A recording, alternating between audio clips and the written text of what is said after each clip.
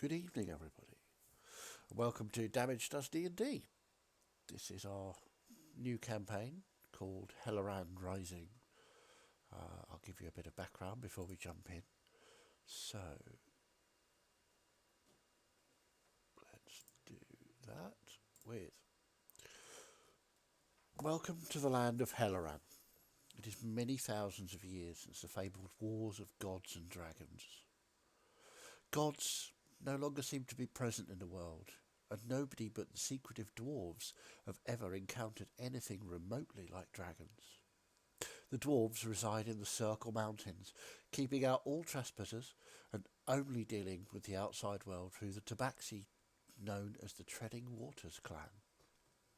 These traders live and work in family units on their barge boats, trading goods with the dwarves and the rest of the world using the extensive river networks. But the main trading centres are done in the cities of Kleinwater and Giffield, where they mix with the humans, orcs, tieflings, halflings, all of the other races. Further south is the human city of Dar, once the centre of power in the land. This has now declined into a city of shrines, temples and monasteries to gods and beings long forgotten, or that never were.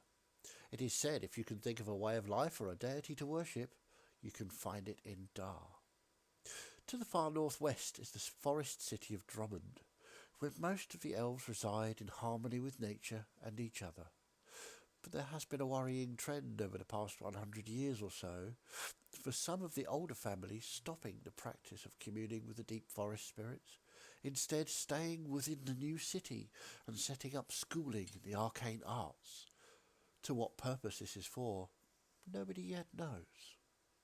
Moving south of the Great Forest, we cross rich farmlands and find the city of Silot, home to the orcs, who have long held a deep bond with the tiefling city of Dornham to the east, and the cities of Farnham and Redport, which are home to an eclectic mix of just about all races.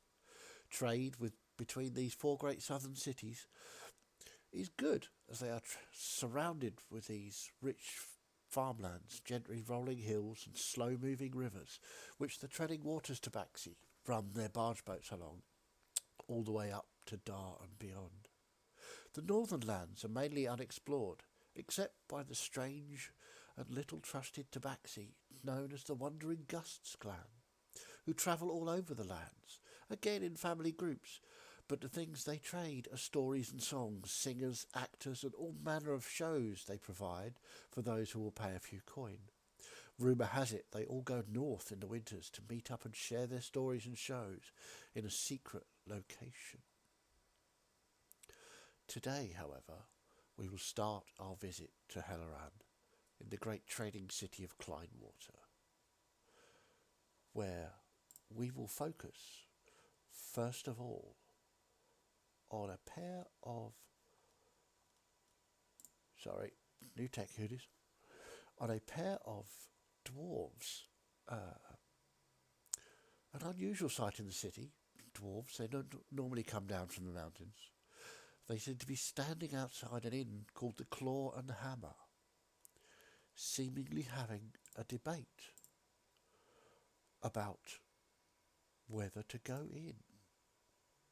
So, if Fergus and Yorick could introduce your characters, what you look like, and then following that, your conversation that you're having.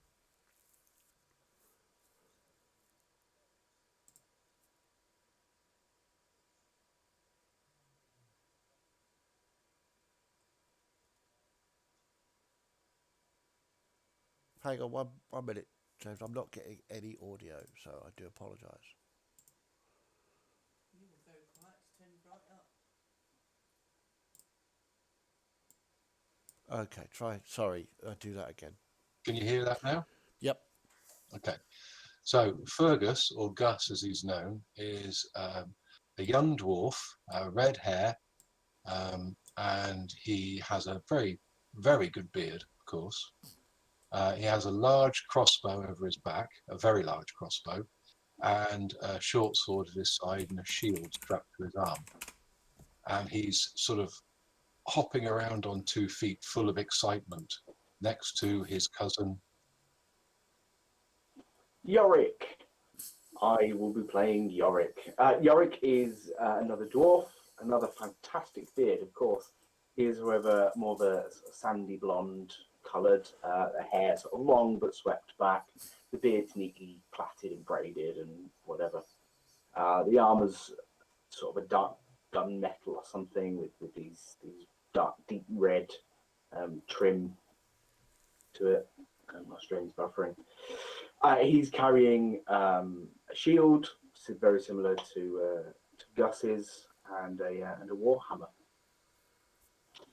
and all of it is kind of encrusted quite ornately with these wonderful gems and things. But I don't think we should. Yorick! Come on, we've got to go in and have a look. No, Gus, we should go home. Look, we've come all this way. We can't just go back now. We should. Well, look at it this way. Look. We lived in a place where we were told there was nothing else. There was just us and the dragons and those funny cat people that turn up occasionally on the boats. You know, like the one we came down on. But obviously, our mum and dad and our granddad and everything wouldn't lie to us. So I wonder if maybe we've lived so long in them mountains all shut away that nobody knows about all this. So it's our duty to do a reconnaissance and collect information and then go back and tell everyone. No. If anything, it should be our responsibility just to go straight home. Just go straight home and tell people. Well, yeah, but what could we tell them? We saw some funny stuff at the end of the river. We saw some stuff. We need to find out who these people are, what they do, where they come from. No, everyone will be really worried. We just need to go home. Well, I know my mum will be worried. Yeah. But she'll give me a clip as well. I know. So will yours. She'll give me a clip. Yeah. But we got to come on. We're right. We're 5 feet away from the door. We got to go in and see what it's like. We can have a beer and something to eat. You've got to be hungry by now. And I know you like your beer. All right. We'll go get a beer and something to eat, and then we'll go home. Yeah. Right. But we've got to talk to people as well. We've got to find out who they are. I mean, I've never seen people that big before. Have you seen people that big before? No, of course not. Do you see them bloody funny ones with the horns on? Scared the life out of me. Pointy tails. Yeah, weird people. Let's just get a beer. We'll keep quiet. I don't want you getting any trouble. Well, I don't get in trouble, but we've got to find out some information at least. We've got to get something to take back. We can't just, if we just go back and say went on a boat, we saw some building with some funny things in it, then everyone will just think we're Looney Tunes, won't they? But if we go back with well-documented notes saying this is this type of thing and this is that type of thing and they do this, that, and there and they live here and they live there, and maybe you can't write, Gus. How are you going to document it? Well, but you could write it down and I could tell you what to write. Right, let's just go get a beer. I am thirsty. Yeah. So, as you push open the door to the claw and hammer inn, it opens on a slightly darkened interior. It's clean, doesn't smell weird. It's pretty good for a pub. It's not, it's not overly clean, but it's clean enough. And you cast around and make perception checks, please. Okay, first rolls. Let them not be shit. Hey, they're shit. What a start. 24. 24. Okay. So, you're looking around. You look around, and there are plenty of people in here. There's a large female, possibly male, don't know, you're not sure, tall person behind the bar, polishing a glass. There's another tall person carrying a tray of food, and it smells great.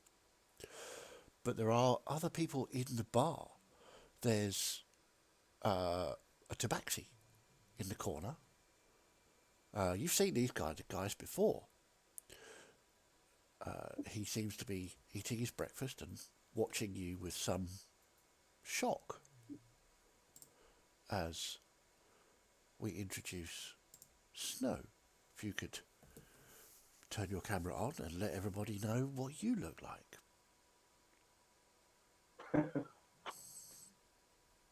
Got it. Ash, you're muted. Yep. So you would see a tabaxi with white fur, with strange black and grey splotches and colouring across, kind of like a snow leopard. His eyes are ice blue. It's quite tall for a tabaxi. He's got a thick scarf, which is currently pulled down and just bunched around his neck, wearing sort of leather armour. You can see on his back he's got a very nicely made crossbow, clearly of dwarven make. And just on the stock, you can see some very carefully carved and then detailed in silver dwarven runes. And he's got a sort of a look of apprehension about him, but also excitement. Okay, so you see this figure, and the person with the tray of food comes. So, your breakfast, Mr. Snow. That's obviously included in the price of your room, as we stated yesterday when you arrived. We do hope you enjoy it. Thank you. You're welcome. It's first time away from the family boat. That's nice. Well, we hope you could treat this as if it was a family home. We run a lovely inn here. We're very friendly. So enjoy, take stock, and anything we can help with, just ask. Okay? Thank you. And as he walks away, you see these dwarves enter the inn. Now, this is most unusual. I mean, you've seen dwarves before. You know all about dwarves.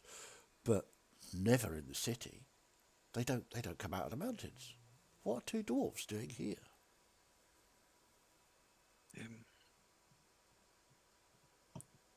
Are they looking my way? They are. One of them is. The one with the large mace and shield appears to be looking at you. The other one seems to be looking everywhere at once. And so Snow will put his hand up and just greet them in Dwarvish. Hello there. Wait, did you hear that, Gus? What? Who said what? That tabaxi fella, he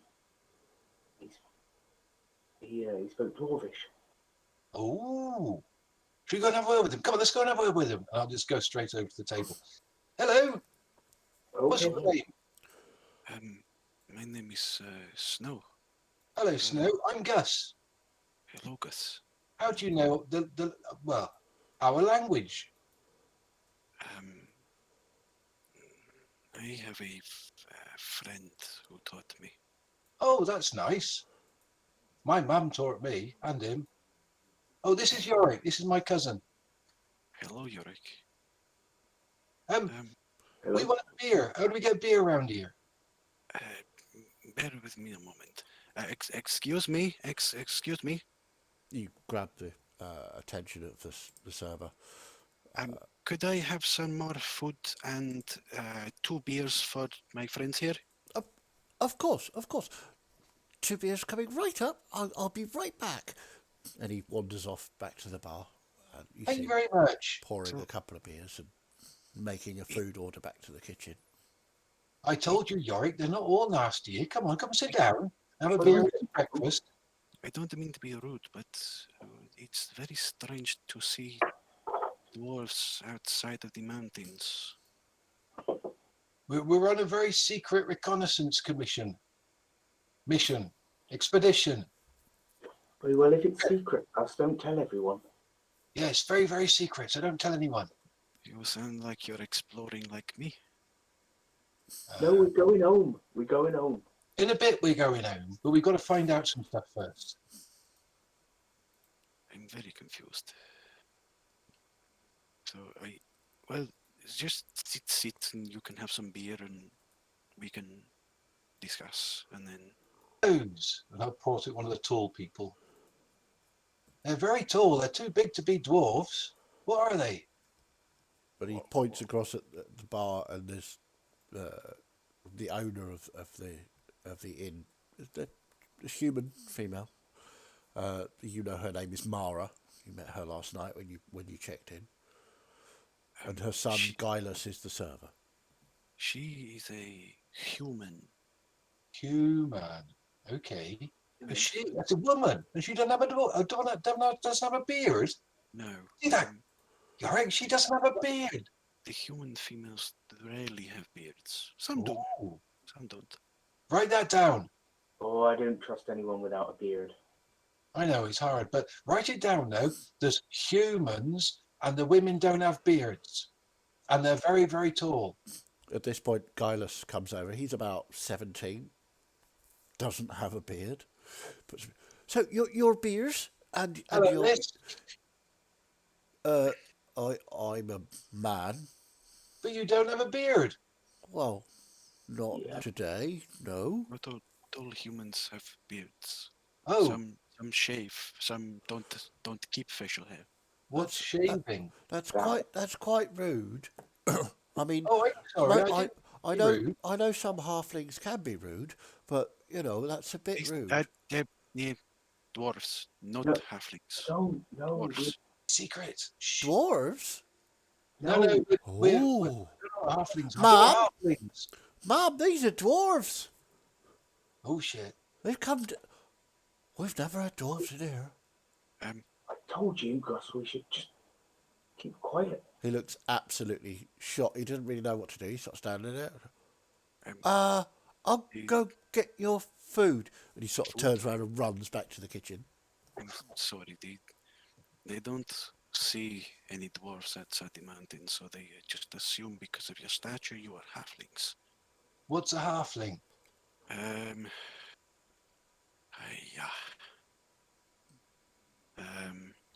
About your height, got quite an appetite for food. Sounds like a dwarf so far. Do they have beards?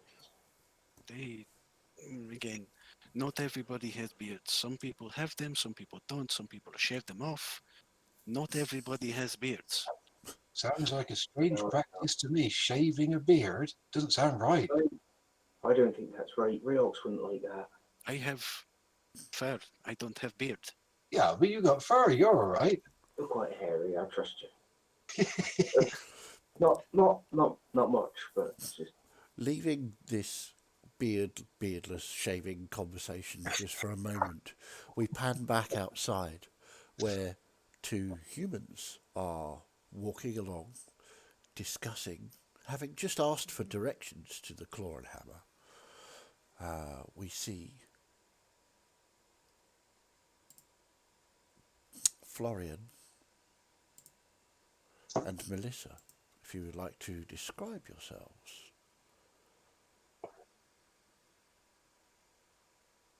Oh, you're giving me the floor. Well, Melissa's quite an imposing figure when you first look at her. She's clearly good looking and very much knows it. There's dark red hair tied back into this kind of wavy kind of tail. She's got possibly a bit too much makeup on.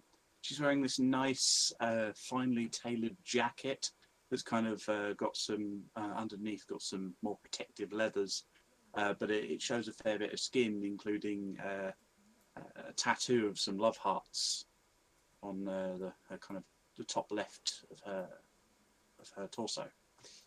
And this jacket is this dark red with black and gold lining, with these gold thread flowers and hearts all throughout it, ending out into kind of a slight flow of a dress. and slung on her back is another finely made quiver and a bow, and the arrows are fletched with pale pink and red feathers. And right next to her, you see quite a tall male human with short, kind of swept back brown hair.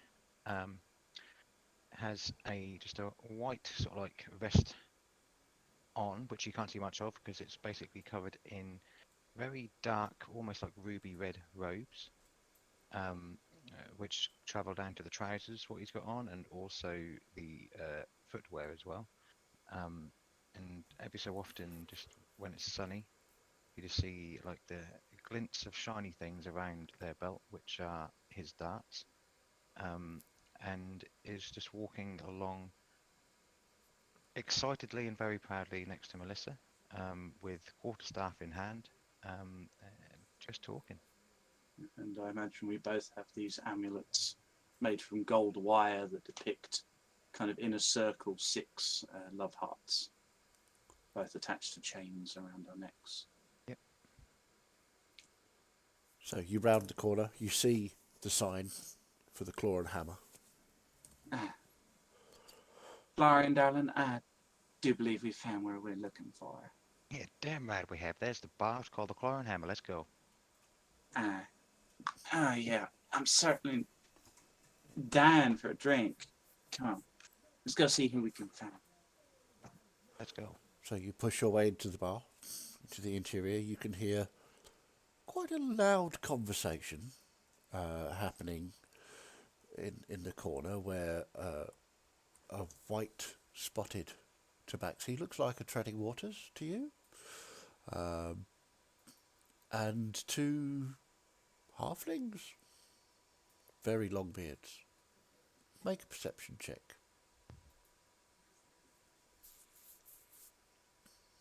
13. 13. And Florian? So just to confirm, new dice does not mean that I roll better. 7. 7. Yeah, it looks like a pair of exceptionally hairy halflings are having a discussion about beards. It's very loud. And Gilus, the young lad, good morning. You look very nice. Oh, you flatter me, honey. You're a handsome young lad yourself. And he blushes. Do you think you could get us a couple of glasses of wine? It might have parched after such a long journey. Of course. Welcome to the Claw and Hammer. There's a table just over here, and he points to the one sort of about a table down from where this conversation is happening. And as he's walking, we do rooms if you wish to stay, and you can see him trying to remember the speech that somebody's told him, and they are a silver a night for a room, and the rooms sleep 2. So if you need 2 separate rooms, that would be a silver for the room, and thank you for letting me know. We are so well respected in the town. There are dwarves staying here. And he sort of points at the 2 dwarves, or the 2 halflings that are talking to the tabaxi, a table over. Love, if they are dwarves, that'd certainly be interesting. They look like a couple of halflings to me. But... That's what they said. Well, anyway, wine. I will go and get the wine for you. And he thank you, love. rushes off to the bar. As he rushes off. As soon as he goes, Florian just looks back at Melissa and gives that he's seen this before, it happens everywhere look, and then just goes to sit down at the table he shares. I'll sit down right next to Florian and say, can you blame them? Oh, yeah, they're only just starting to understand their feelings. That's what we're here for.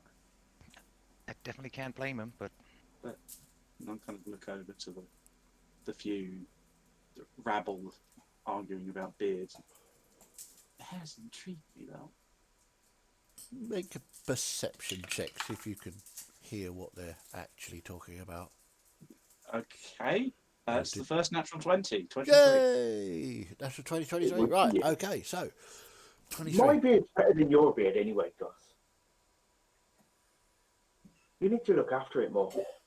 I'll have you know that I've got birds nesting in mine. Just because well, not now, but they did last winter. I had a bird built nest in mine. It was that good. So, Melissa, they don't sound like any halfling you've ever encountered. They, when you're, and now you're listening to them and looking at them more in more detail, they don't look like any halfling you've ever seen before. They're about the same general size, a bit stockier, a bit broader, especially the one that was claiming to have a bird nesting in his beard. He looks very martial indeed.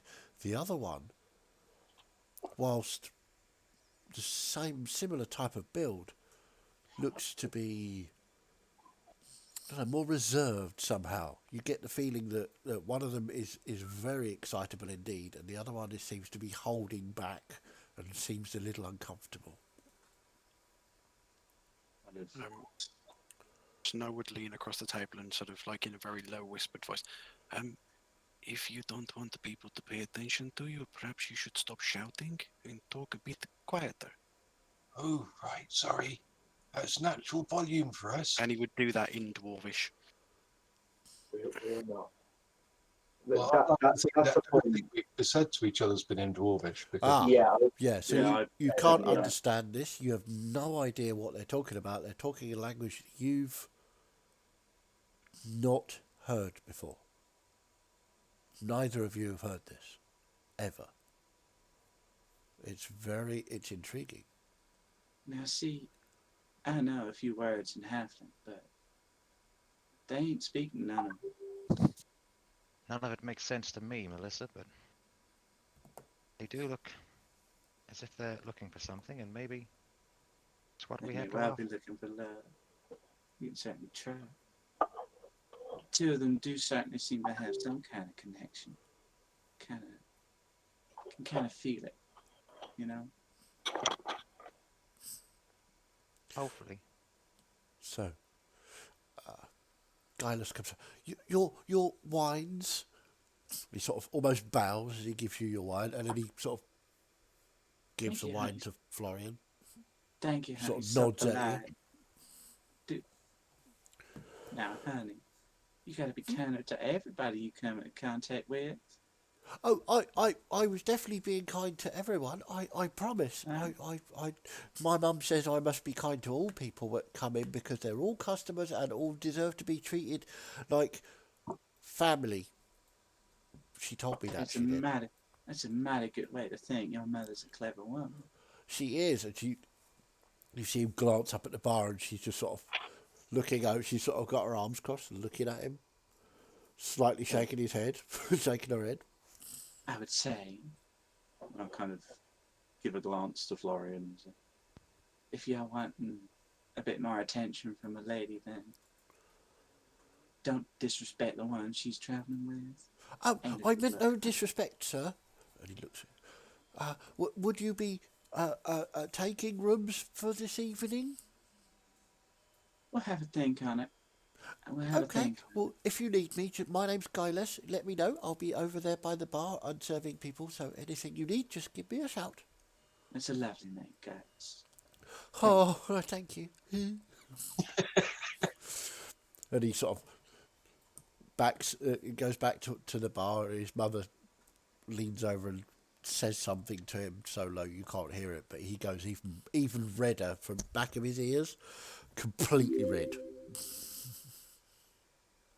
I just sit there and smile and just kind of keep curiously keeping tabs on the two dwarves.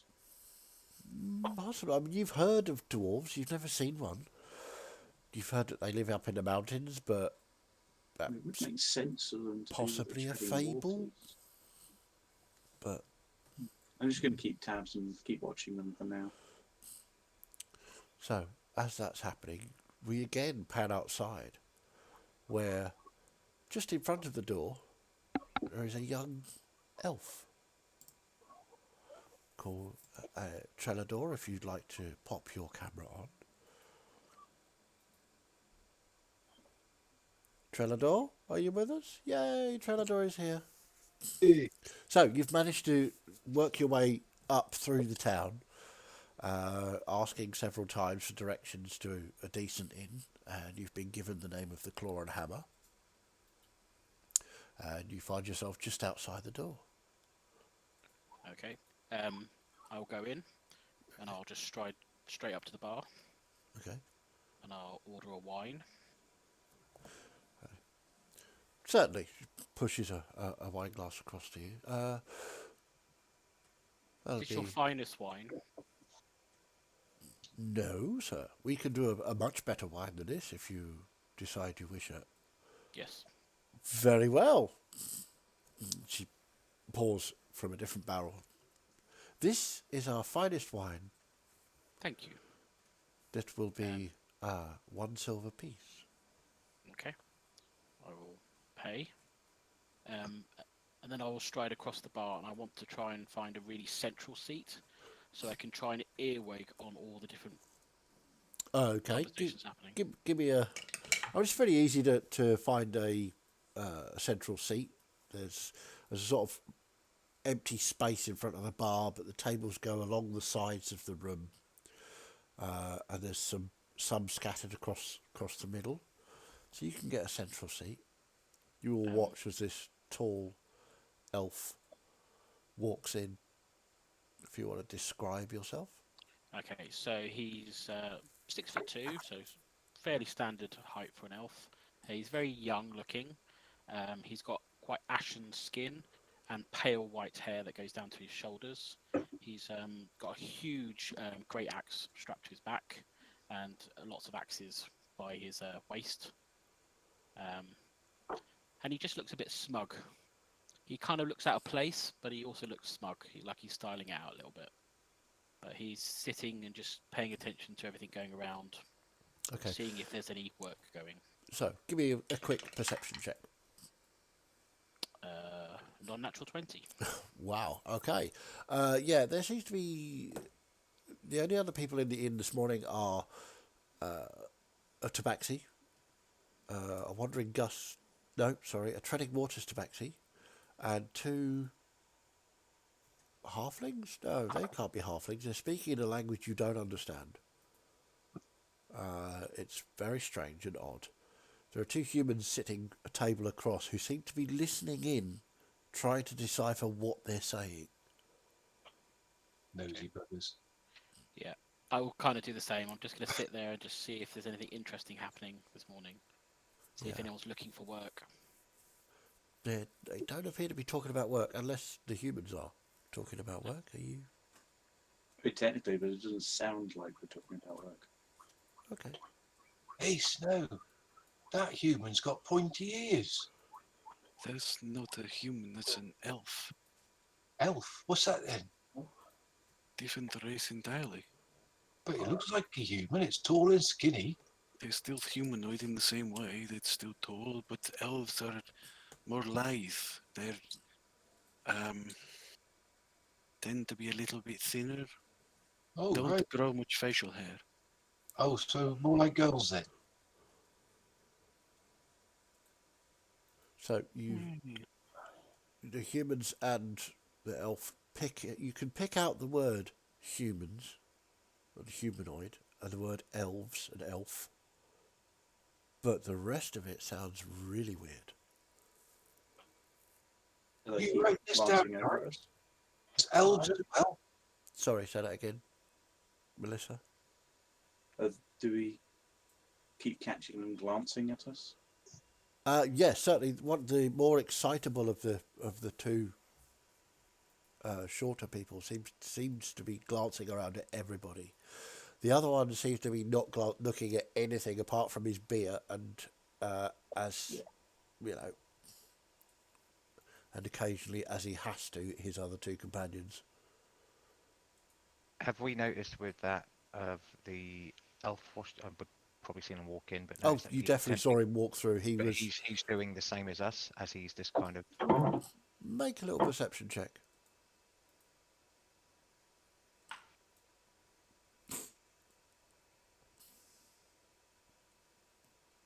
Uh, 15. 15. Yeah, he also appears to be trying to eavesdrop on conversations that are being had. And I'll just Although kind of give he's sort of sitting side on to you lot, he's still sort of got an ear out, sort of just occasionally glancing across. Also seems to be puzzled by the language that they're using.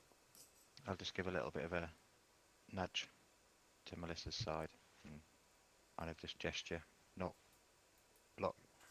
loudly, if that makes sense. It'll just be like a little. Yeah. Well, they are what our little friend said they were. Certainly will be pulling a few loads. Say that elves. It's definitely a style. I'll give them that. So, kind of interesting. I think we might be doing a bit of work today, Florian. Seems that way. It seems like it's picked up and, well, gone full throttle so far. I'm getting that flutter. That need to have a bit of a chat, people. So, So, is this really beer? Tastes more like piss to me. Oh no. What is this? Is this shandy? Has this been watered down? Sort of thing we feed our babies when they're growing up.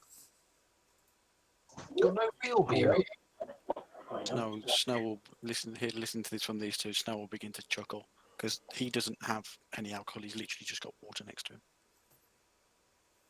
okay. So And we Snow need... will just begin to chuckle listening to them complain about the weak beer.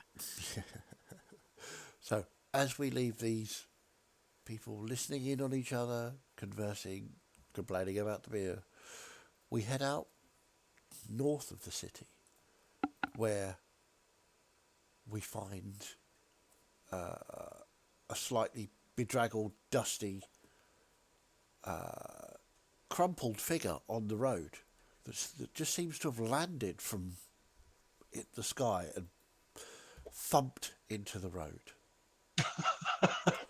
Did she do a superhero landing? No, she did not. Face plant. Celeste, you have just literally smashed into the ground. If you would like to pull yourself to your feet and tell us what you look like. So, Celeste, well, sort of dusting herself off, she was wearing what was once a quite nice outfit. She had like a grey, sort of speckly, starry looking dress with like a leather bodice. She's got a long bow on her back, and around her neck is a crystal that seems to reflect some very weird patterns on it when the light hits it. She's around about 5'5", elven, silver grey eyes and dark blonde hair, and she looks very out of place. So, as you look around, Celeste, you can see city walls, but not the kind of city you're used to. The design seems odd and strange. There appear to be no guards on the gate.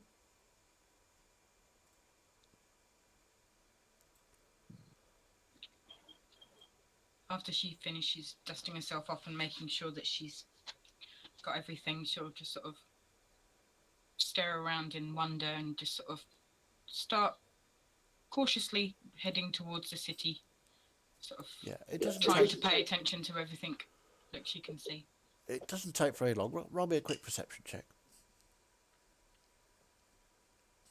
21. 21. Yeah, the hills here are fairly large. They sort of seem to surround this northern edge of the city. Walking through them, there is no road as such. It's just a sort of track. I mean, you would expect a city of this size. When you look at it, it's large. But there's no carts on the road. There's no people walking in and out of the city gate. It's actually, the city gate doesn't look large enough to get a cart out of. As you get closer, it's just sort of, it's only about, I don't know, 6 feet wide at most. You guess about 15 feet high. And as you walk in, there is a distinct lack of horses, carts, any form of transport. People are rolling barrels around or carrying things, and you see, there's plenty of strong people lifting and moving things around, but no wheeled vehicles. Well, As you look, sorry. This is most peculiar. I've never seen any place like this before. As you look to your right, you see a sign that says Claw and Hammer. It looks, it's got a tankard on the outside as well. So you guess it's an inn. Doesn't look like an inn you've encountered before, but it appears it might be. Have I spotted anybody going in or coming out? Not at the moment, no. It seems to be, the streets seem to be busy with people getting ready for work. Shops appear to be starting to open. But there appears to be nobody going in and out of the Claw and Hammer. I'll give myself a quick once over to make sure I'm as presentable as I can possibly be. Yeah. Considering There's, trying to sort of brush as much dust and muck off myself as I possibly can. Yeah, luckily it wasn't raining or wet when you landed. It was just a bit of dust, a few sort of twigs, and maybe a graze or two on your face. You can feel just on the slight on your cheek as a bit of a sore spot. Yeah. And I will cautiously push the door open. Now, as you walk in, you can see what looks like an elf with his back to you. Who appears to be nonchalantly listening to a conversation in Dwarvish that's happening with two dwarves and, is that a cat? Some sort of cat, large cat? Weird. That's very strange, but the cat's talking Dwarvish as well. That's odd. And there are two humans also who appear to be listening, having a conversation of their own, but also listening to this Dwarvish conversation.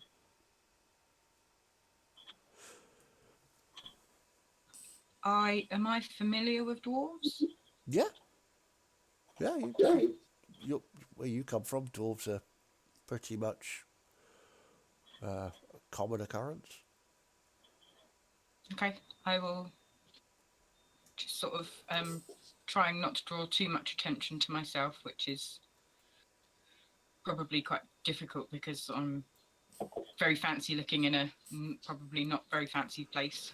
I mean, it's not the most expensive inn in the city, but I would say it's not one of the poor inns.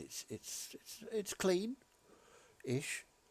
You suspect it would do at a pinch if you needed to stay here. And a young human runs up to you. Good morning, miss.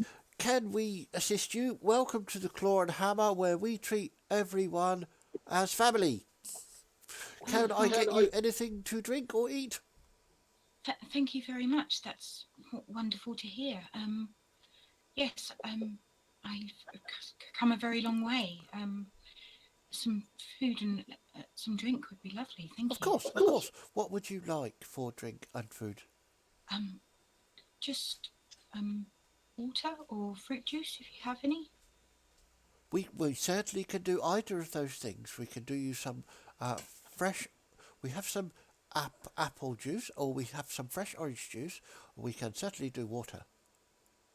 Apple juice sounds divine. Thank Apple you. juice. And to eat, we are doing our breakfasts at the moment. Obviously, bacon, eggs, sausages, that sort of thing.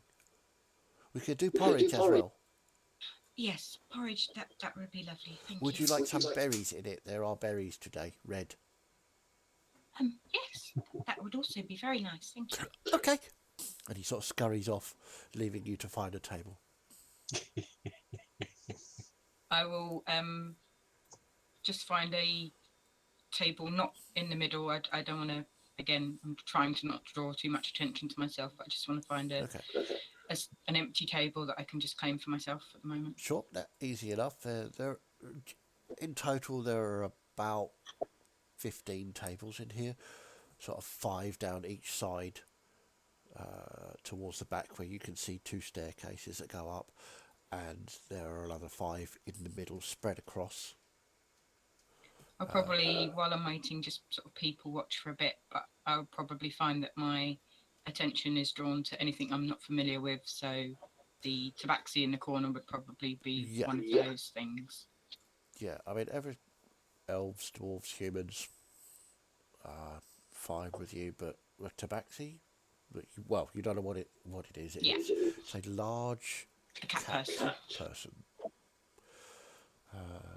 Make a quick perception check. Do you speak Dwarvish, by the way? I do not. Okay.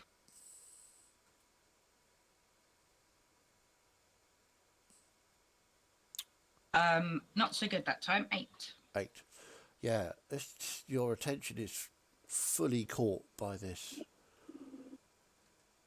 beautiful cat person. It's trying desperately to register in your head that there is a cat that's the size of a person walking about and sitting and talking in Dwarvish. I mean, you're familiar with dwarves when they speak Dwarvish, so you recognise it as Dwarvish. You can't understand it, but it is nonetheless Dwarvish. And you pick out the occasional word: elf, human, that sort of thing. Probably just sort of catch myself staring and just sort of look away and sort of stare down at my table. Snow, make a perception check for me.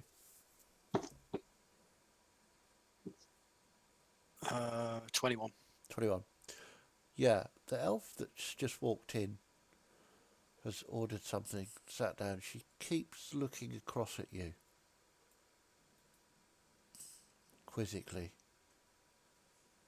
You're not sure why she keeps staring at you, but she keeps looking. Is that another elf, is it?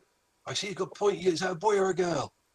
That one is female and seems to be taking an interest in me. Oh, right. Do you know her?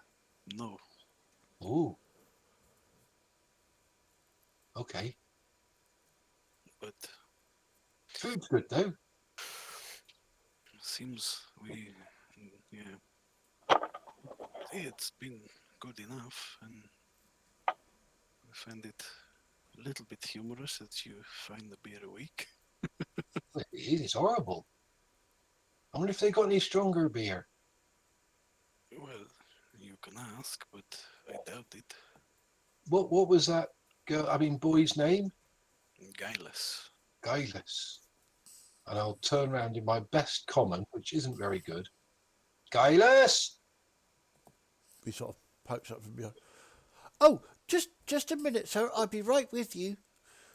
And you see him loading up a tray and taking it across to the elf that's just sat down. Your porridge and apple juice, miss. Thank you. That comes to a silver, please. Okay. And she'll sort of carefully get her pouch out and open it up and pull out a gold coin because that's all she's got. He takes it and goes, what's this? It's a gold coin. Well, it ain't got the stamp. It ain't got a tabaxi stamp on it. I can't take that. Have you got any money? This is my money. I can't. Mum, this lady can't. Doesn't have any money. She's trying to pay with one of these, look. He sort of holds it up. Mara comes across. So, what's the problem here? And she takes the coin. Well, I'm afraid this is not, it's not got a tabaxi stamp on it. It's just no good, I'm afraid. What's a tabaxi stamp? Well, all the coinage of the realm has a tabaxi stamp on it. That's the way it works. You see, you get your copper, your silver, and your gold. Where are you from? I mean, I know you elves don't really mix in society, but you should know the rules of the money by now. Even the tabaxi trade up the river into the forest. I'm sorry. I'm not from around here. You're certainly not, are you? So, well, tell you what, my dear. She sort of looks at you. We've had a bit of a rough day, have you?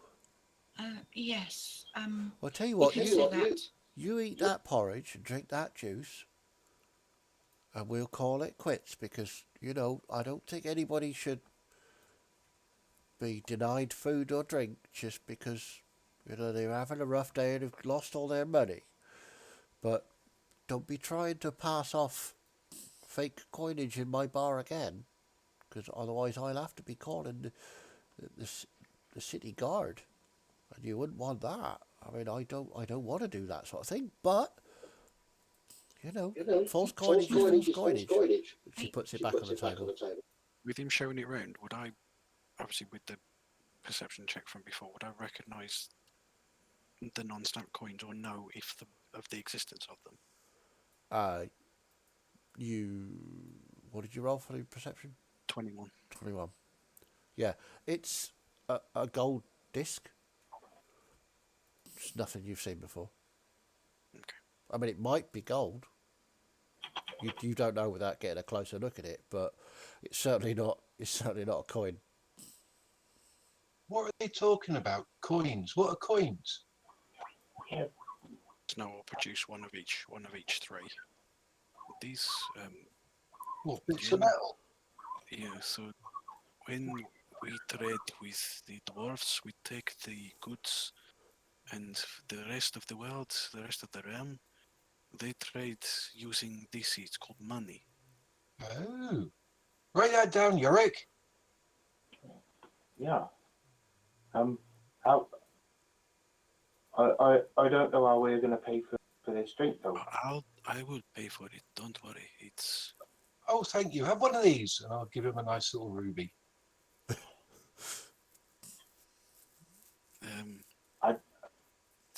Thank you. We don't know. Gus, do me a favor. Don't be showing those around. Oh, right. Okay. There are unscrupulous people that would quite like to relieve you of that pouch. Oh, as you say that, look around like this. Go on, sorry, Martin. We just they're like just lying around. We're back home. Well, maybe we should go back home and make sure that we've got enough. You seem very eager to get back to your mountains. I want to go home. I understand. We will go home soon. We've got to take some notes, though. Write that down, Yorick. I'm writing. Okay. And you'll sort of show them that 10 of the silver ones equals a gold one, 10 of the copper ones equals a silver one. Right. So how do we get some of this money then? Usually you work, or if you have things to trade, to sell. Okay. Is that ruby any worth anything? I mean, you look at it with your experience of trading, and it's that particular room. It's quite a small one, so it's probably only worth like 150 gold. This would possibly be worth 150 gold pieces. Is that good? That is very good. Oh, okay. It would get us a lot of beer. Yeah, okay. Well, if you will keep that, then you can just buy our beer for us. Well, why don't you keep a hold of it? And then if we find, perhaps I can take you to a jeweler and Uh-huh. you can sell it to them and get the money, so you have some money to be using while you're away from the mountain. Right, that sounds like a really good idea. Yeah. Okay, we'll do that. You'll notice as well in the center of Yorick's forehead, there's a big red gem actually embedded into his forehead. But for now, if you need a room, or if I will pay for the food and drink, it's fine. Thank Guidus, you. Very Guidus nice. comes out. So yeah, sorry, sir. I had to serve the nice lady. So, what can I do for you? Oh right, yeah, beer. Have you got any proper beer? This is very, very not beer. Not beer. That's Have you got definitely anything beer. stronger for them, Gaius? They're finding it a Oh, bit weak. I mean, we could do. We've got whiskey. Is that beer? No, that's not No, beer. it's a spirit. Like a ghost? It's distilled No, alcohol. I get some. And he All right. brings a bottle over, and he pours out a tiny bit in a small shot glass and puts it there, so you can taste it. Ooh, I like Can- that. Have one of those, Yorick. That's good. Let me try. But this is quite expensive, so it's All right, so I was paying. okay. And he pours out another shot and hands it to Yorick. Oh, yeah, that's much better. Went a bit Irish. Right, can we have 2 pints of that, please? Pints. Oh, How much is the bottle? I do. oh, do, do this they not- bottle's 5 gold. Okay. And Snow will just hand over the money for the bottle and the food. Thank you very much. He goes off to the bar to put the money in the register. I will proceed to start drinking whiskey. It's just the ruination of 2 young dwarves. I mean, But it's certainly a good way to start. perhaps just that one for now until you get to sell your ruby. Okay. Okay, so At this point, I'm gonna give Florian a smile. So, you know, Florian, darling, I'm feeling like a kid in a candy shop right now. So many fascinating people to talk to. Just look at them. Yeah. Pull out one of my little mirrors and just kind of touch up the makeup. Who do you think we should speak to first? Well, we can't really understand a few of them, but I think the dwarves, if they are dwarves, I mean, could be halflings with beards, who knows? But I think I they haven't seem a seen bit more half inquisitive. beard like that. Certainly, not the back. He looks a bit. Well, he's looking just a little bit exasperated. So maybe he could use a little bit of help. Why I'll not? give Florian a smile and just kind of slide out of the seat and kind of start making my way over to their table. So Snow, you look up and see, approaching from behind the 2 dwarves, this human female that walked in earlier, just a very ostentatious dress, coming to your table. You three all right? You're having quite a heated discussion. No, we're not. There is nothing heated. We were just discussing. I must say, used to halflings have some of the mightiest beards I ever seen. I just love how they look. Thank you. Are you a boy or a girl? I'm a lady, huh? She's a female. A female. Right. Okay. Hello, miss. It's a pleasure to meet y'all. So, what y'all doing today? We're drinking whiskey. Oh, I do love whiskey. It's such a fine drink. That's nice. Can we help you? Oh, I was just Snowy's interested. leaning back with his arms across his chest. He's seen the like before. Head slightly cocked. I was just interested in what y'all talking about. I must say I have not heard that language crossing anybody's lips before.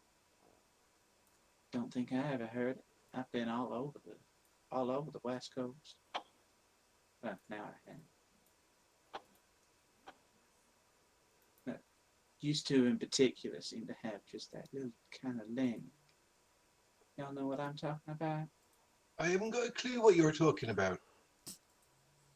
Used to strike me as just two great friends. You gotta hold on to Hey, friendship. we're not friends. We're family.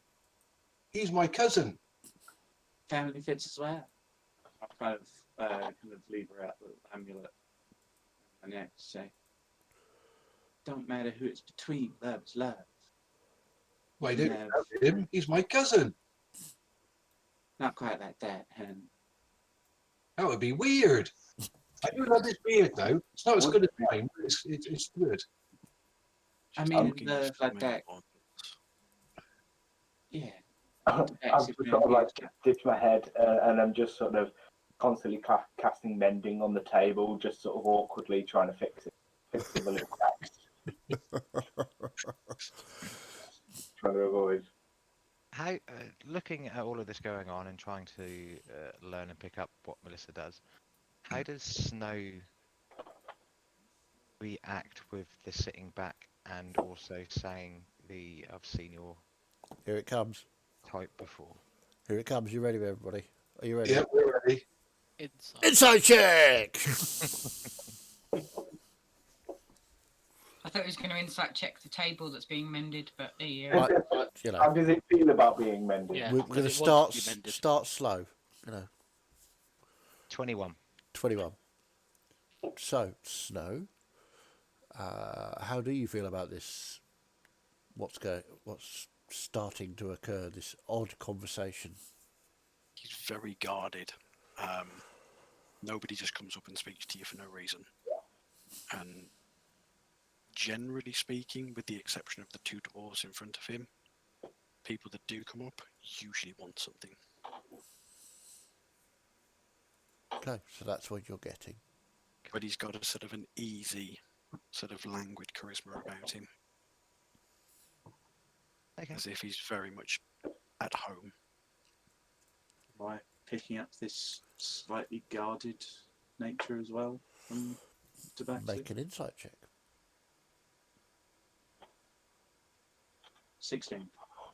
Yeah, he doesn't. It's similar to the people you've experienced on your travels up here. It's as if he's wary of you, thinks you want something from him.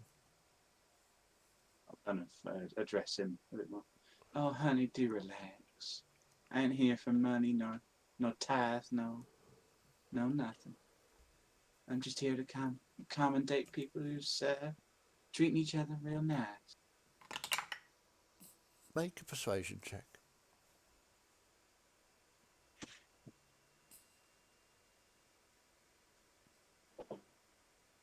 25.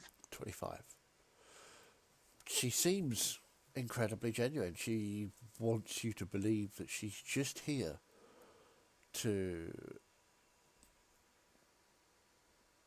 make sure that everyone's okay, everyone's having a nice time, everyone is loving their fellow man.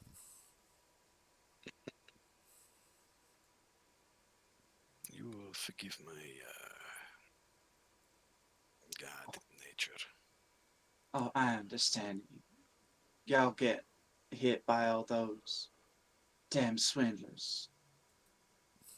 Well, they do try. It's unfortunate. Unsuccessfully. And as It's he says, unfortunate that genuine temples have to be so maligned with the reputation of Dar. The way it is sometimes. My name's Melissa. I'm from Temple of the Broken Heart down in Dar. My friend over there is Florrie. We're up here. I suppose y'all could call it a mission, but we're just here to make sure all are treating each other kind and making sure nobody's getting heat with a load of cruelty. Can't stand that happening. So, where'd you say you're from again? I'm from down in Dar, Temple City. Write that down, Yorick. Yeah, I'm already writing. Y'all really are dwarves, ain't you? No, we're big halflings. Big bearded halflings. Deception Um, check. Pair of you. Roll a deception. Oh, right, okay. Oh, I'm not very good at anything. Do I need to roll insight as well? Or Why not? Where's my deception? Oh, good. I will lean forward to him. I do think that ship has sailed. This will be 19. in Dwarvish. 19. Yep. I got 3. Okay. 3. What did you get, Melissa? I got 17. 17. Yeah, I mean, the louder of the two is, yeah, he seems genuine. He says he's a big halfling. The other one, on the other hand, is lying, completely lying. And with the, with Snow saying something in that strange language again that both of them pay attention to, I mean, he seems genuine. Is he? I think that ship sailed, especially since, What ship's that then? oh, I've been taking it very little. You're saying that you're not dwarves? Oh, right, don't okay. think I he's was gonna- trying to be diplomatic. Okay, yes. But, okay. Don't- Never heard of a halfling that ain't heard of Dar before. But don't Well, I've worry, heard of it honeys. now. You Don't told me. worry, honeys. And I'll kind of lean down closer to them. Your secret's safe with me.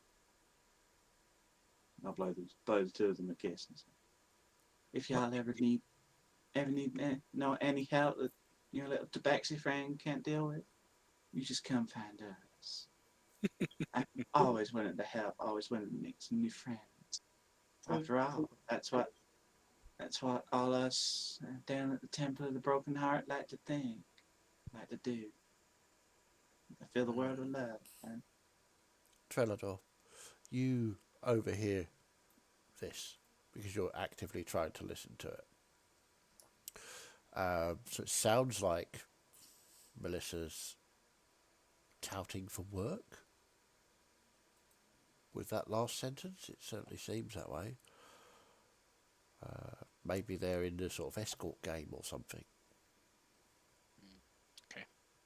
I will go up to the bar and get another wine, and then Certainly, sir. I will go and sit closer to them, not with them, but Okay. So, just so I can hear a bit better. okay. Florian and Snow roll perception to see if you notice this. And Celeste.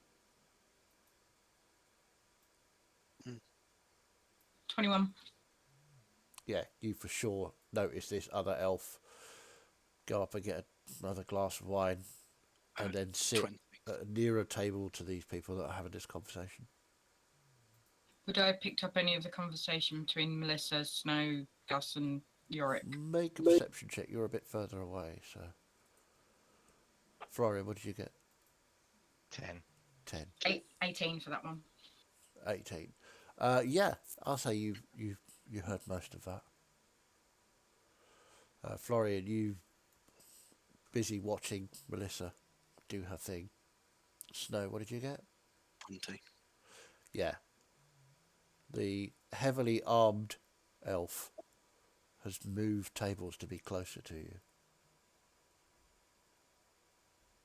It wasn't Got it. obvious. He got up, went to the bar, came back, but sat at a closer table.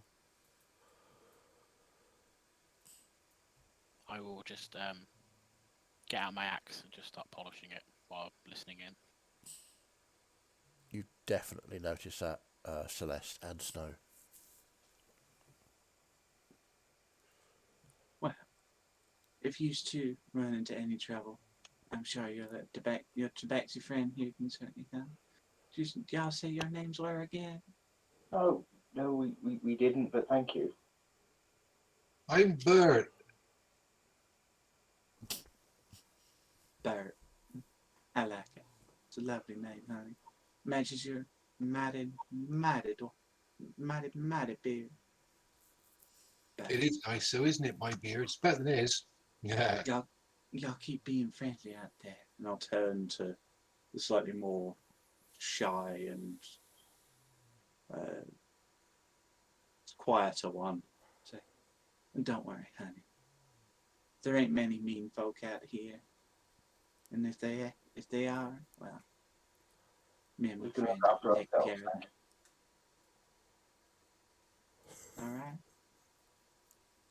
No, I'll give them all a wink and say, and just kind of wander off, kind of looking around the bar, and slowly make my way to the table with the lone elf woman.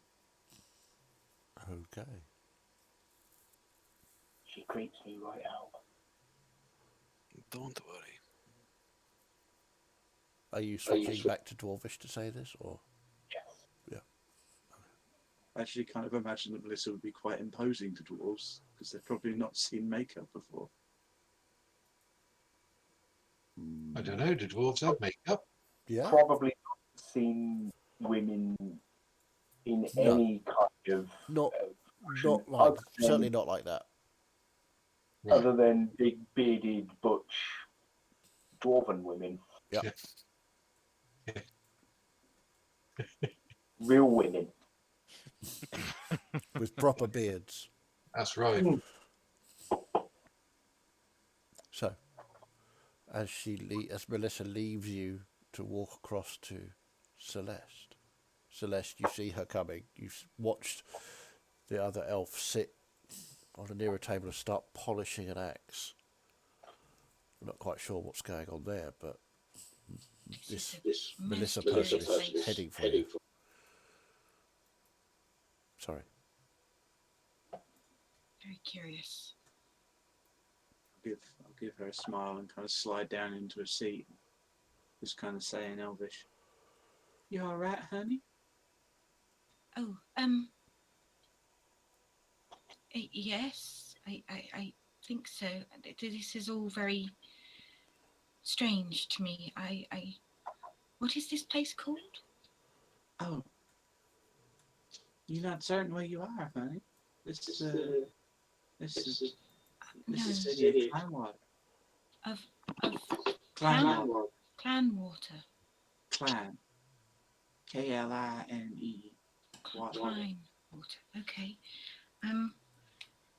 I'm not quite sure what to do. It seems my money is not any good here, and Let's take a look, honey. I assume the plain coin has been placed on the table. I probably put it back in my pouch, which I put back on my hip after it was told not to, have it out. But I will just sort of open my pouch out and sort of pick out a lone gold coin and set it on the table. As you pick it up to look at it, it doesn't look like any coin you've ever seen. It's got weird designs on it. I ain't never seen a coin like this. There's some kind of jewelry, because you ain't gonna be paying for much of that. I apparently not. I really don't know what to do. This is the only money I have. Anyway, and I'll kind of reach into one of the pouches that I've got kind of sequestered inside my jacket. I produce 5 gold coins and just kind of slide them over the table to her. You take those, honey. I don't want to see nobody struggling in these days. Are you sure? This is very generous of you. Gotta be generous to everybody. Gotta show your love for all around you. Can I ask you something? Sure, honey. What is that strange cat person in the corner? Tabaxi. With the dwarves? Now you've certainly piqued my interest. That's a Tabaxi. I'm surprised you ain't never met one before. Pretty hard to travel without running into them. I haven't been around many places before. This is my first time out of my home. And I'll kind of gently stroke her cheek and put my hand on her shoulder. Darling, you've been stuck in that forest all this time. No wonder you ain't got proper coins and stuff like that. Oh, A tabaxi. That was what the barmaid was saying, that I needed to have the coins stamped with, like these ones here. yeah, that's And as you look at these new coins that Melissa has given you, you can see that they're completely different from the ones that you carry. They have cat paw print in the top right, and on one side with claws, 3 claw scrapes down. Turn it over, and there is the lettering in common that says treading waters guaranteed, 1 gold. Do these tabaxi people, do they run everything around here? Not everything, but they certainly got connections.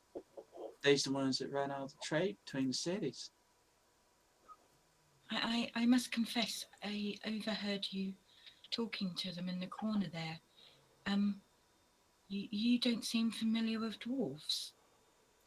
No. I mean, I just thought they were historic. I mean, it's quite impressive.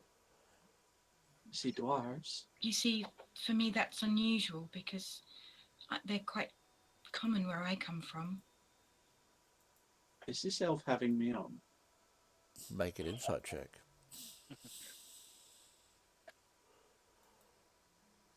22. 22. You get the feeling that Celeste would be terrible at lying, and pretty much everything that she says coming out of her mouth is nothing but the truth. And if she did lie, it would be very obvious. This elf seems very confused about where she is, what's going on. Everything appears to be brand new to her. You do not get the sense she is lying at all. You all heard it, by the way, people. She said very obvious, so low rolls mean you might be able to pick up that she is lying. Okay? Just in case she's a spy. I'm just going to take that in for a moment and say, oh, honey. I also see that she's really, her outfit's really dusty and she's quite dishevelled. Yeah, for sure. She looks as though she's had a very bad day. You're looking real dishevelled, honey. What happened to you? I had a bit of a fall.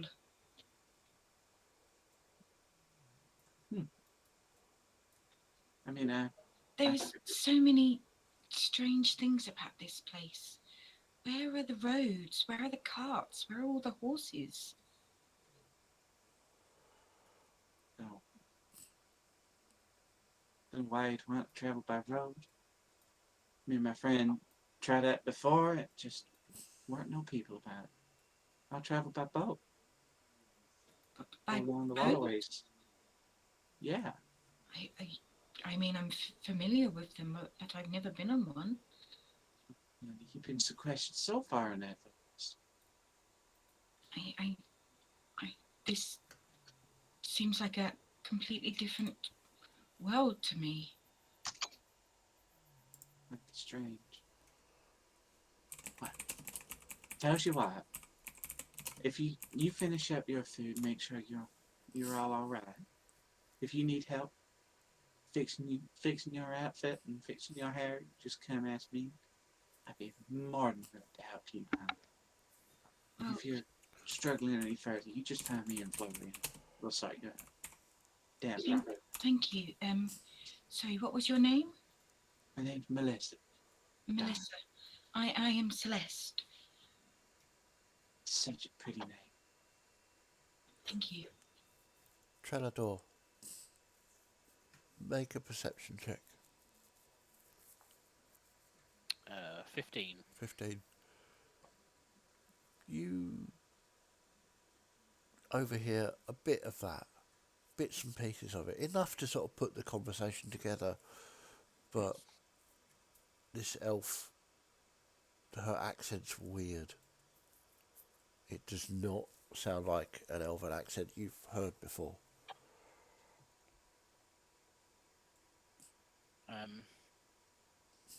I will get up and I will go over. Would I notice this? Perception check. Snow, you also noticed you've overheard most of that. It would have been mostly in Elvish, I think. Yeah, I would understand. Yeah. Okay. And 12. you see Trenador getting up to go over. 12. I mean, Trenador's getting up. He appears to be walking that way. Whether he's going to the bar or whether he's going where he's going, you're not sure. I'll put my axe away so I look a little bit less threatening. Little bit. I'm sorry for overhearing, but did you say you're not from round here? You're new to this place? Where are you from originally?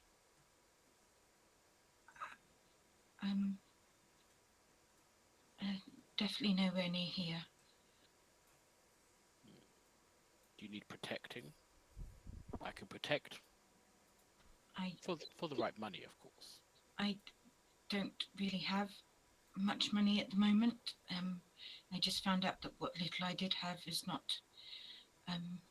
usable in this place. Oh, okay. Melissa very kindly has given me some money, which I will intend to pay back as soon as I am able. You don't have to worry about that at all, darling.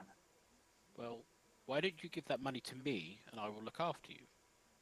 Or perhaps you could let her keep her money? Oh, okay.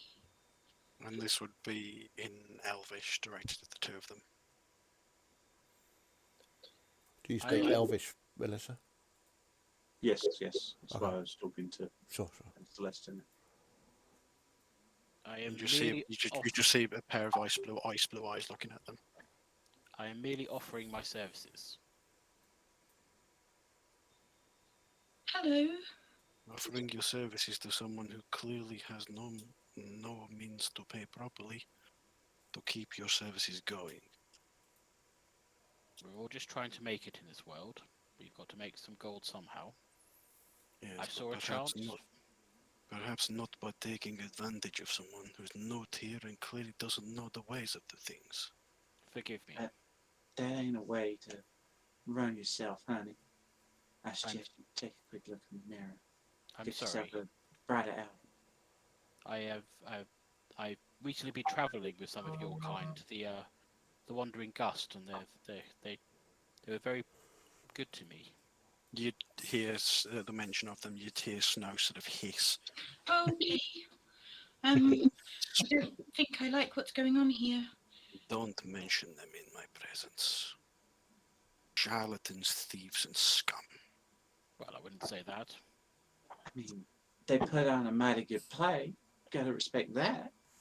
Yes, and while you're paying attention to the play, they'll pick your pocket clean.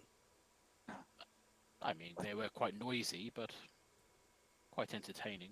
While you're watching what's going on over here, something's really happening. Who's going to pick my pocket? Florian. No, I don't understand any of this because I don't speak the language, but Uh-huh. I would assume on our travels I would have heard Melissa talk in this language before. Yeah. Do I get any sense of how this conversation is going with now everybody? Looking at Melissa's body language, you see she's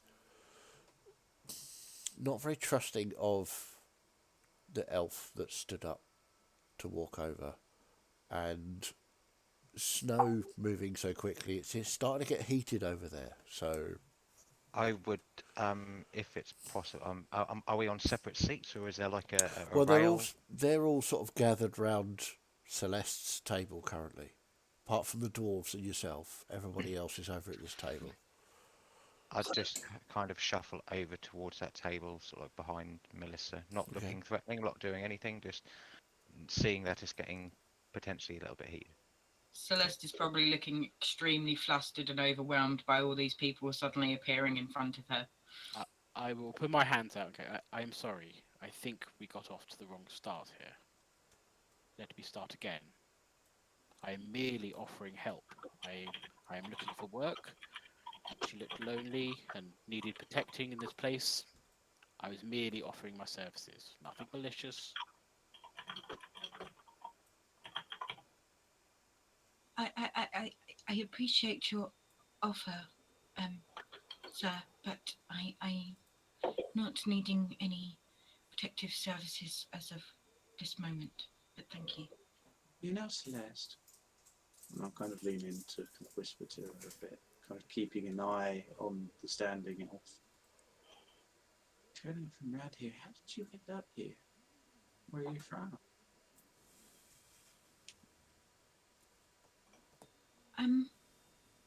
I don't think you would know of it. Try me. I mean, he's a treading waters. He's probably been all the way around these lands. So if there's someone somewhere he's going to know that he might be able to help you out.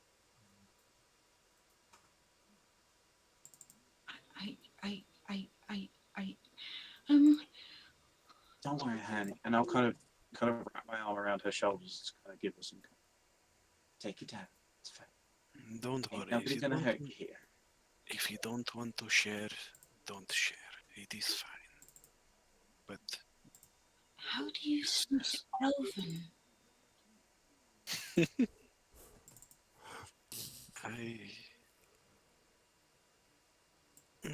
Occupational hazard. My family are traders. You seem to know all of the languages, because you were talking to those dwarves. I know some. I have a very good friend who taught me Dwarvish. Why does Melissa doesn't seem to know what dwarves are? Yes, because they're very rare out here. They live in the Circle Mountains, all of them. Circle Mountains. Well, where I'm from, there is commoners, elves, and humans. I've never seen any of Tabaxi, I believe, before. You're definitely the very first one I've ever met.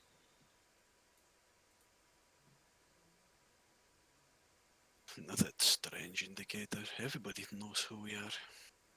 I'll kind of perk up a little bit, addressing everybody currently standing at this table in comment. Well, I think our friend Celeste here certainly is in a bit of bother, so why don't we all sit down, have a nice drink, chat, see if we can't figure out how we can help her, and make the world a bit of a brighter place. You're welcome to come and join us if you don't wish to sit alone. And Snow will just turn and go back to the table with Yorick and Gus. Is it a he? Yes, I'm a he. Oh. Just to warn you, Tabaxi tend to have quite sensitive hearing. They can hear most of what you're saying. He's a little bit intimidating, but he seems quite nice.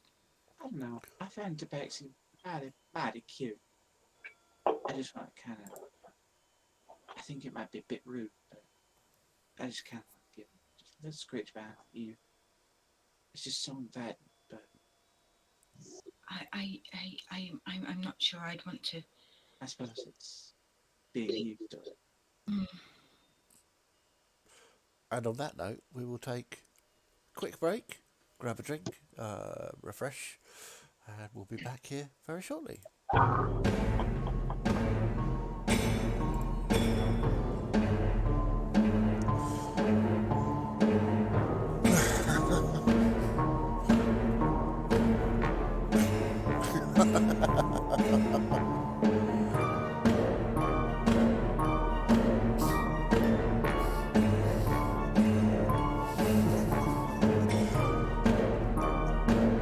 No, I think he's scared of you in a different way.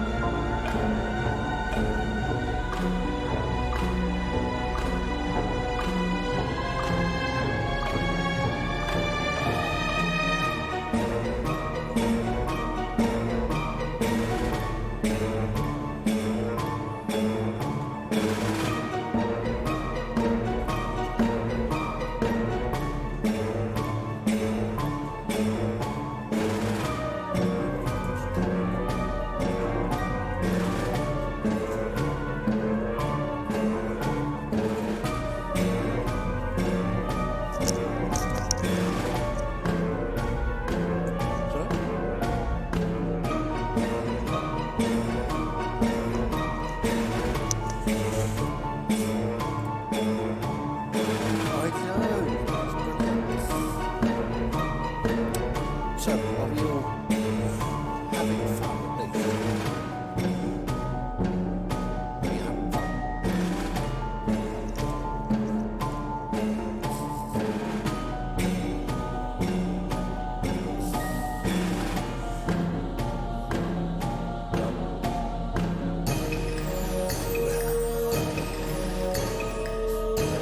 Strong start, I think everything.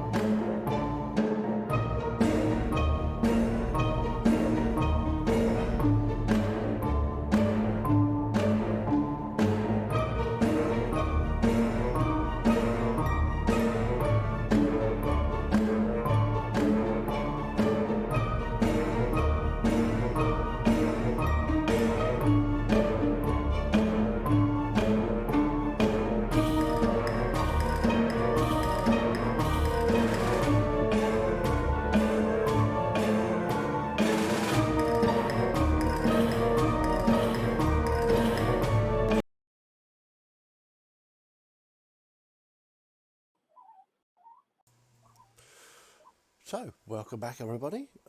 We pick up as everybody is gathered around the same table and are all conversing, I'm assuming, in common.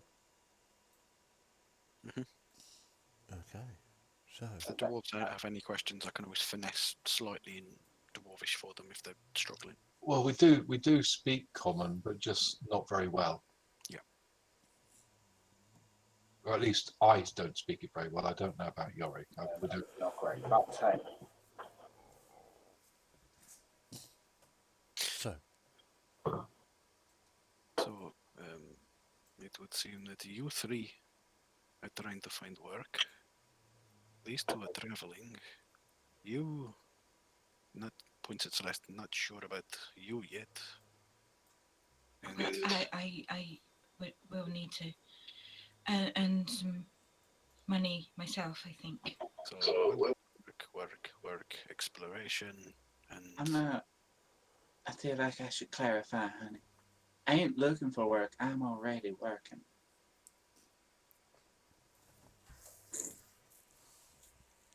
And what is it you do? I'm from Temple of the Broken Heart down in Dar. We look for those who are struggling to find love, struggling with friendship, all those mighty difficult things. We help them out. We're all about making sure that everybody loves each other, holds on to those strong senses of friendship, family, love. What it's all about. But if the offers of help yield coin, you won't say no. And you'll just see a big smile. We make our money. We make our money through weddings. I will not stand for you calling my faith a sham. Now, why don't we have a nice civil discussion? Celeste here clearly needs some help. She's clearly lost and having some trouble. I don't suppose anybody has a map, do they? I just want to see if there's anything I recognise. I instinctively look to the tabaxi. I mean, you would probably have a broad map of the waterways with the significant towns drawn in. He'll reach back and he'll pull the crossbar off his back, and then out from the bottom he'll just pull a small tube about yay long, and he'll put the crossbow next to him with the butt just leaning on the table, and then uncork the actual thing and pull it out and lay it out across the table. Thank you. I'm sorry, I don't think I got your name. I assume you have one. Snow. Okay, thank you, Snow. And I'll just sort of take a moment to pore over the map and just sort of... It's completely alien to you. You don't see any... The forests isn't marked there. None of the cities or countries that you know are on there at all. What we can do is show everybody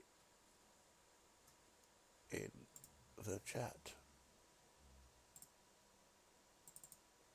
and just watching the stream. Let's get a map up. We'll just broadcast that one.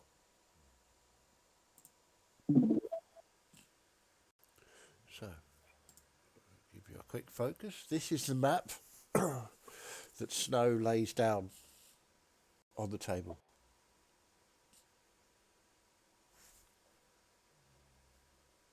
This is...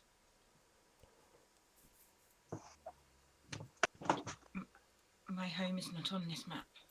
What do you mean? And I Mine it. Oh, no, I don't see that. point to where Drummond is. So you're not from round here? I am not. Interesting. So where do you call home then? My home is a forest in Fanria. None of you have heard of any of that.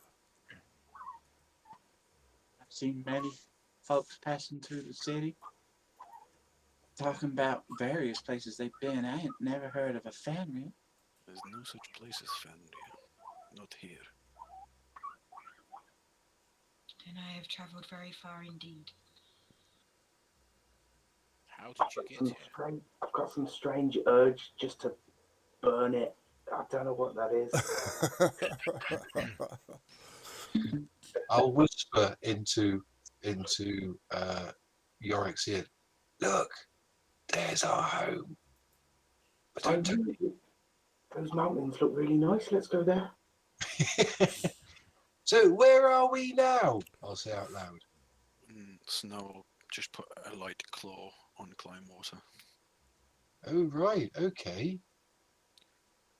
So Are what all was these the- other places towns as well? Yeah. Yeah. Ooh. I'll kind of, These two are from here, and he'll point to Dar. yeah, I'll point a manicured finger. There's the city I live in currently, though. Well, maybe you'll find out if we become friends. And then Celeste will point at Tralador. Mhm. You're from this Drummond? Well, yes, that's where I'm originally from. Most of the elves are. I just assumed you'd be there or the forest around them. No, I don't recognise any of these places. What do you remember? I remember quite a bit. But none of it is going to be of any relevance in this conversation.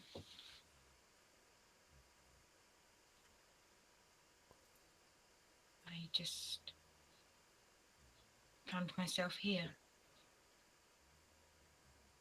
So you don't actually remember how you got here, hon? I remember, but that is a conversation for another day. Well, if you want us to help you, you should be a bit honest with us about how you got here. Snow's getting nervous with the amount of drinks, and he rolls the map back up and puts it away. People are entitled to their privacy, honey. There are some things I ain't even told. You ain't even told our high priest about our temple. People keep their secrets. Any impact on them as a person. Nasty with all secrets. At the end of the day, it doesn't really matter how I got here. The important thing is that I'm now here, and I have to try and figure out what I'm going to do next. Perhaps we all can help you with that. You've been most kind, Melissa. Perhaps there's work we can find as a group, and it would let you two travel more and learn more, at least. You're on a mission of knowledge? Well, kind of gaining it and passing it on. Oh, well, Fine, she was honey. talking to the dwarves. I think they meant the dwarves. What? Sorry, I was having a whiskey. It's not beer, but it's nice. Well, I know that dwarves are quite famous for their particularly strong beer. Yeah, it's not like the stuff they serve here. It's like piss. What, I've what, got some of my supplies with me. I can maybe make some. It'll take a while, but I can maybe make some real beer. But you are on a mission of knowledge? Yes. what, I what, look what, be what, so formal with them. what do you know of the dwarves? These lot don't seem to. Where I am from, dwarves are as common as human and elves for me. It's Ooh, snow that I have, more dwarves. tabaxi I have never encountered before. You are strange, aren't you? I suppose. But in turn, you are all slightly strange to me. They're all strange to me too. As Well, you know, dwarves are hardworking.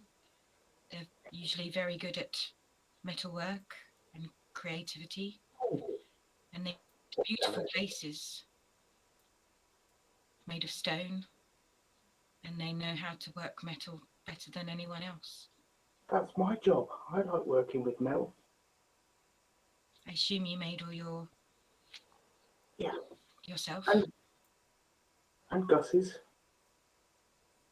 Beautiful. he made mine too. It's lovely, isn't it? It's beautiful work. Strong and solid, like all dwarven should be. I'll just bang my shoulder guards and go. Certainly quite heavy. I mean, far as I'm concerned, y'all dwarves are known for all those pretty little gemstones y'all ship out. I mean, I'm wearing a couple of them right now. They're Well, just beautiful sometimes. Dwarves also work the mines almost better than anyone too. At least where I'm from. That's what it takes to get such beautiful things. Then, well, kind of me impressed. But as I say, I don't think I've ever seen dwarves out and about. I mean, I ain't never met a dwarf before. Certainly a fascinating occurrence. Do you not We get out much? No. shouldn't be here. So why are you here? We're Look to on us. a reconnoissance. We're on a, Exploring. I think you was trying to say reconnaissance. that's the word. Yes. Sorry, whiskey. Y'all are looking for stuff. And Well, if you don't get out very much, then I imagine this is all very strange to you. It's exciting. I'm not Wait, very sure. you know those funny tall things with horns on? What are they? We saw some of them in the town. Where I'm from, they're known as tiefling. Tieflings. Is that right here as well? yeah, that's the name they tend to go by. I've met a few. They tend What, to be right, what do they do then? right genuine nice folk. They've just got a little bit of devil blood in 'em. Devil blood in them? Ain't no problem. Write that down, Yorick. Yeah, but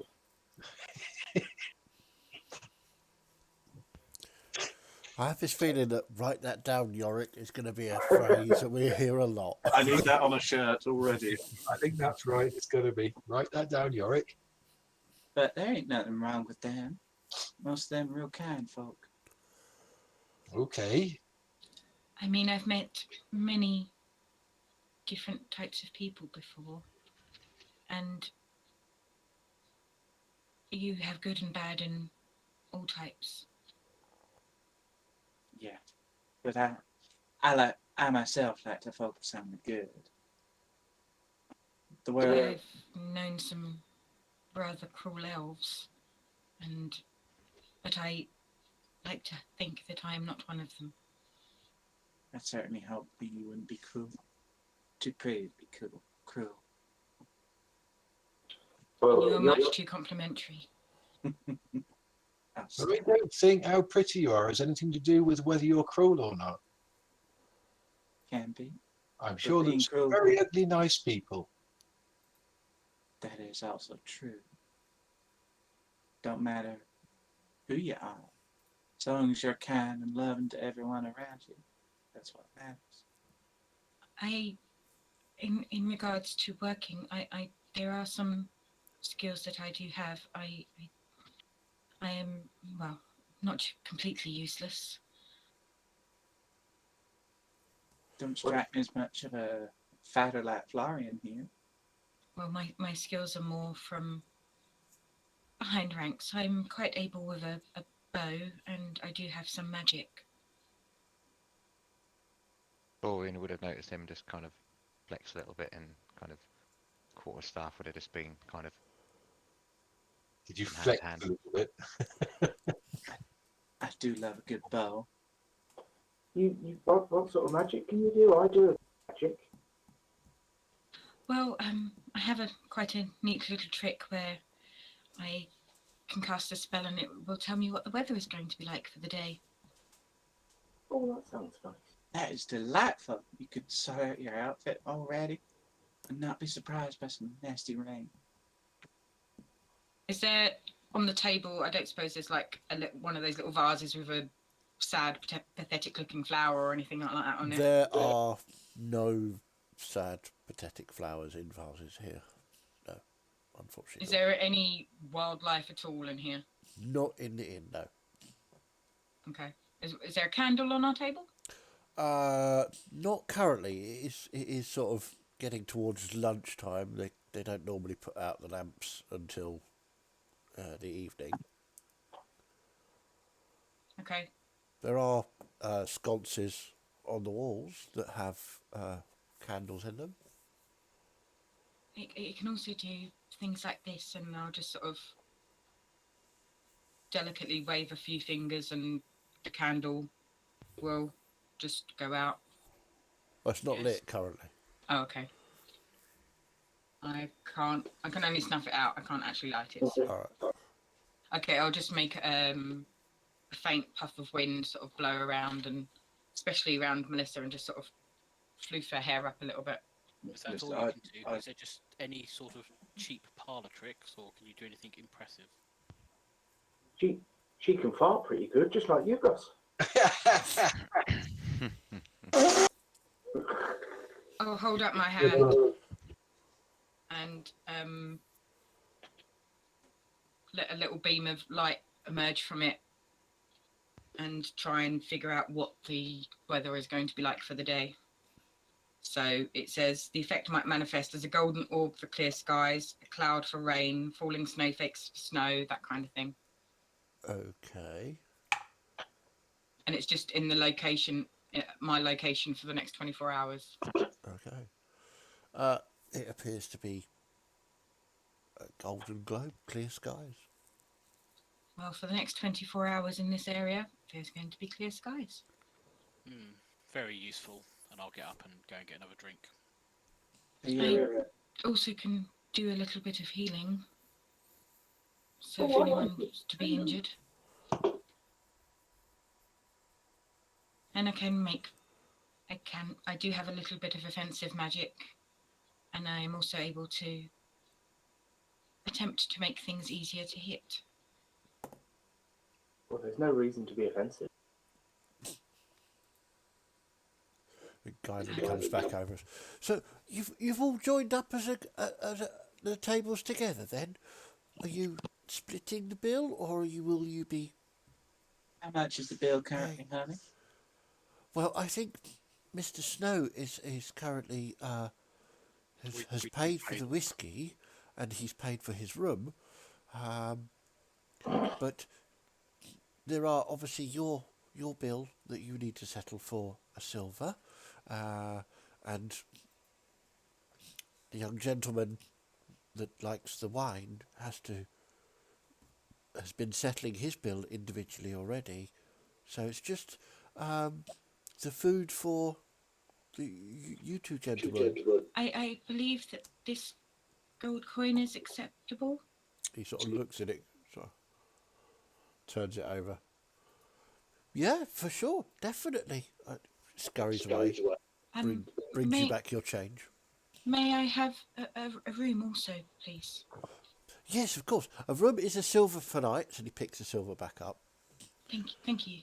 The rooms do sleep too, if you have a friend, or we have several rooms. So, if you want to, if the rest of you need a room to stay in, I'll ripple up a coin on my hand and kind of offer it to him. This should cover the drinks for myself and Florian, and a room for the two of us.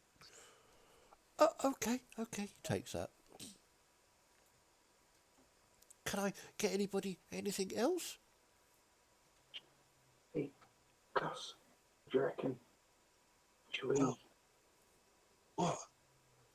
stay here for the night and go home tomorrow? Well, yeah, let's stay here for the night and then see what happens tomorrow, because we might need to take some more notes and do some more investigating. But I think we need to go and find a jeweler. And there's loads of jewellers here. I mean, they're not as good as the ones far down south in Redport. Well, where's a good jeweler then? Well, if you go down just a couple of streets down, you can see there's a row of shops down there, and there's two jewellers down there. If you go past, let's see, if you, Lugduff's. If you go past Lugduff's, and then on the right, there'll be a jeweller's shop. All right, thank you. You're welcome. We'll have a room, but we need to go and get some money. Okay. I'm going to shoot a look to the tabaxi. I don't know if I've heard your name yet. Do you want me to? I'll cover your room for tonight, and then we can go tomorrow if you want. All right. Yeah, Celeste asked at one point, so you probably would have heard it then. You know, Snow, Just escort you today. you intrigue me as well, honey. I don't think I've seen a tabaxi staying on land for this long. No, you wouldn't. But You I have. traveling as well? Yes, you could call it that. I have a mind to wander for a while. Are you from this clan on the coin? Yes. Okay, because it seemed like another clan was mentioned earlier that you had a bit of a aggressive reaction to. I'm just being unfamiliar around here. I would like to know what I need to be wary of. We have the honor of trading with the dwarves, and we make sure that everywhere else has nice, shiny things to trade. Everything goes through us. These others play tricks on people and take their money. They's just performers. More nasty rumor, though.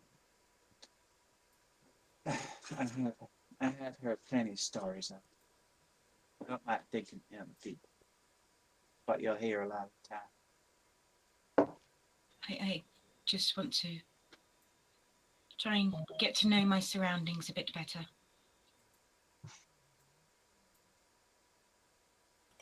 Well, you're welcome to join me and Florian on our mission. We're just traveling, wandering around, making friends, making sure everyone's loving each other. We don't mind showing you around. You're from a temple? Yeah, I'm from the Temple of the Broken Heart, both of us are.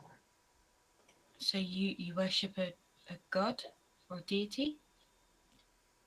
Ain't really much of a god. Don't think there really is much of a god behind it. I mean, there's a few gods down in the temples, but not entirely certain of them. We's more worshipping the ideas of love. Sorry, did you just say there are no gods? Yes. Ain't none that. Of course there are. There's loads down in Dar, but not all of them are. Most of them ain't real. It's more faith in things, faith in love. My god's real. Yeah, he is. Religion is not something that is Does widespread. Does the quieter dwarf have a holy symbol on him? Yep. Yeah. Sort of on the chest somewhere. Do I recognise it from any of the temples in Dar? Make a religion check.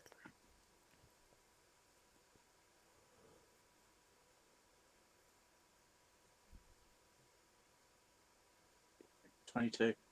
Nope, you've never seen that before. Ain't recognising that symbol. It's quite unusual. I'm not a follower of a particular god myself. Make a religion check, Celeste. Religion check, okay. Yep.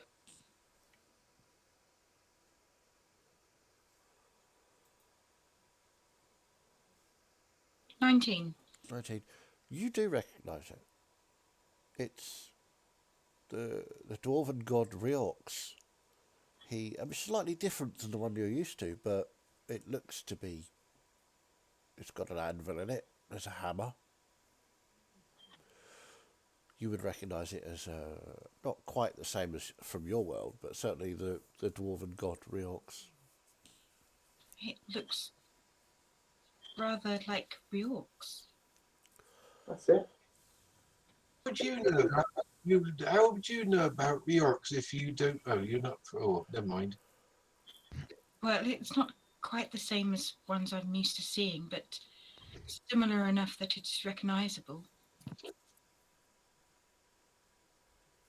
This I ain't is recognizing it myself. I ain't most tempted to peculiar. are.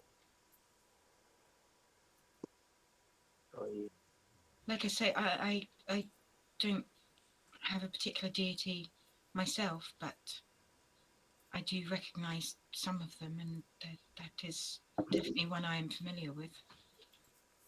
See, real. This is real. Very Yorick much so. talks to us, doesn't he? Well, he talks to you, and you tell me what he says. He gives me my power. Seems like we got 3 people looking to learn about the world. And a bunch of other travelers. I mean, I kind of look up to Florian and say, we're more than happy to travel with some more people. Damn right, the more the merrier, I say. So you've learned about what I'm capable of. I'm interested to learn what the rest of you can do. And she'll point at Yorick, because I don't think she's learnt his name yet. You said you had healing magic? I like to fix things. I can fix armor and weapons and people. He Sort of. fixes me often enough. He does. Usually when I fall out of a tree or off a rock or something. Yes, Make the ouchies go away. I like to make sure that the people I care about are kept safe. That's just like you then, Yorick. Yeah, bit like me. So are you some kind of, I assume with the deity, maybe some kind of paladin or cleric? I suppose I'm just kind of a blacksmith and a healer where I'm from, but We don't really have names like that where we're from. no.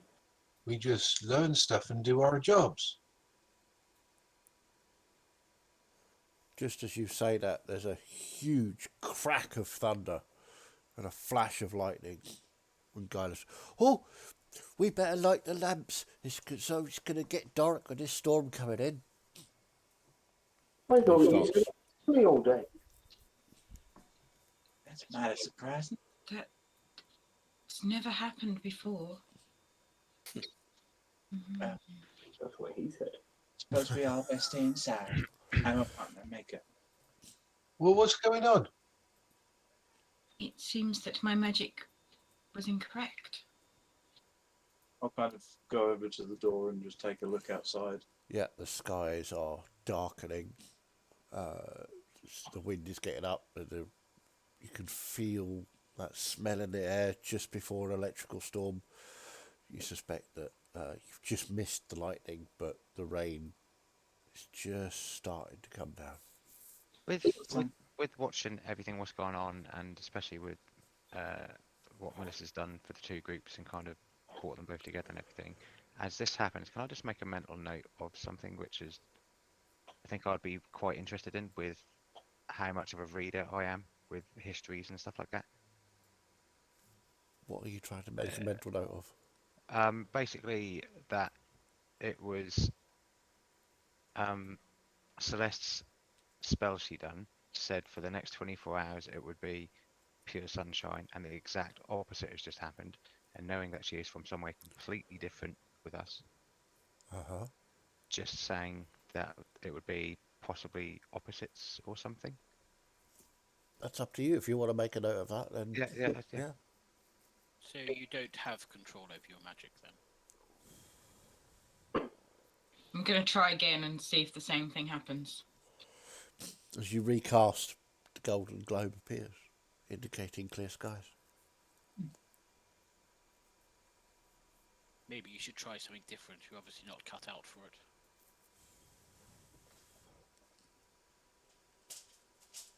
Maybe. Well, you wanted to know what we can all do. I shoot stuff with my Bessie, and I'll bring out this great big crossbow. It's almost as big as I am.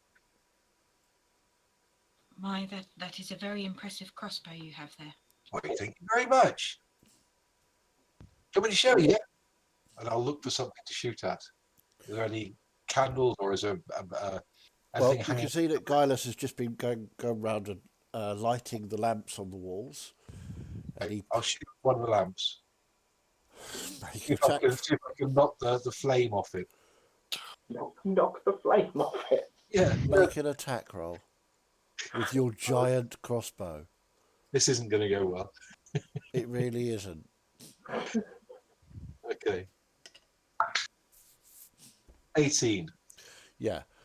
You you take a and the lamp disintegrates, and this huge crossbow bolt is sticking out of the wall. You extinguish the flame, but also the lamp has just in bits all over. And Gaius goes, "Oh, Mum! Oh, sorry. You're not allowed to shoot things in here. It's an inside. Shooting's for outside, Mum." And Mara comes over.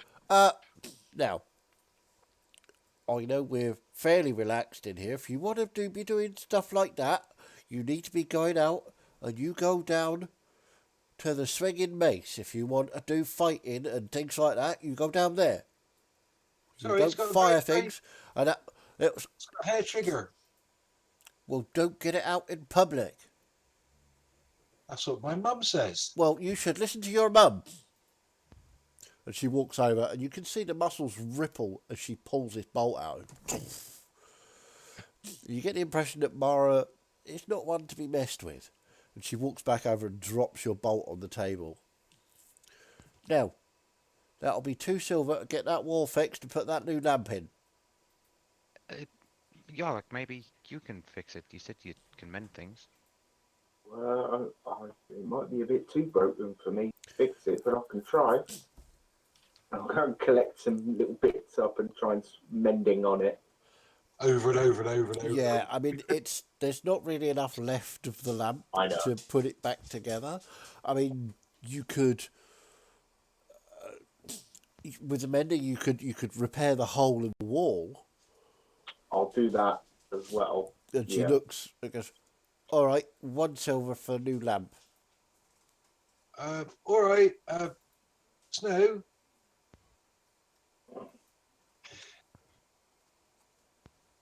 With a massive sigh, I will just look at it. Okay. We do not shoot things inside again. All right. And you can owe me a gold when we get the money. Okay. And he'll flick the silver over to Mara. She catches it. "Thank you very much. Interesting friends you seem to have gathered to you." And she walks off back to the bar. Yes, quite impressive. I tend to favour more of a longbow myself. What's I a was going longbow? to say that's a lot of word to get an arrow across a room. And she'll pull out a longbow, an elven-made longbow. It looks very flimsy. Surely you could just break it in half. Well, I don't so much have the strength to pull it apart myself, but I can assure you it can fire an arrow quite a long distance. Oh, right. Okay.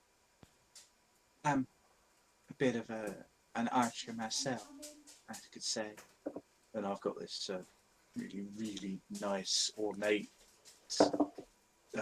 beautiful-looking kind of dark red and black bow that's kind of got hearts carved into it. It's incredibly ornate. It doesn't look particularly magical or anything. It's just a regular longbow, but it's been over-designed. That is very fancy. a gift from our head priestess. Melissa will kind of look longingly kind of past everybody. But yeah.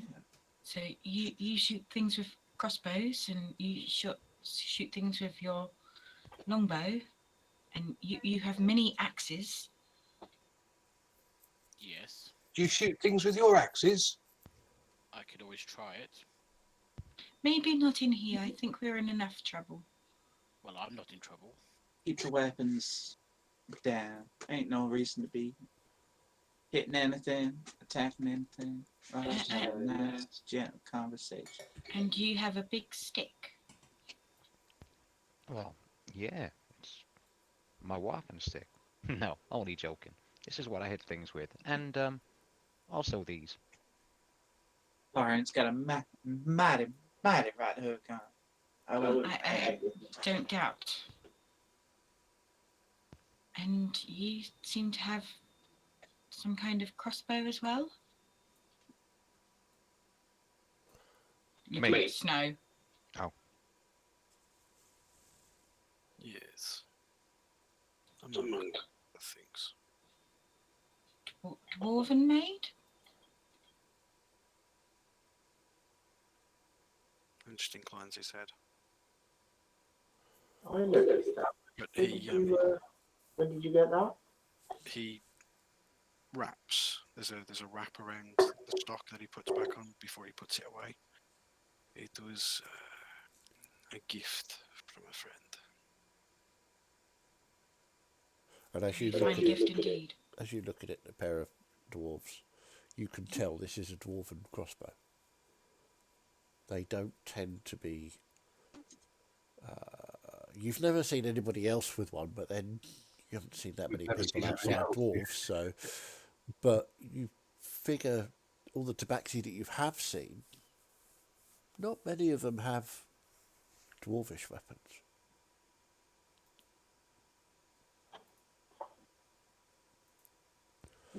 He's sort of got a mini holster on his thigh, and he just pulls the short little hand crossbow, and it's not got the wide wings on it like a normal crossbow. They're sort of really pulled in close to the body, but you can tell it still operates in the same way.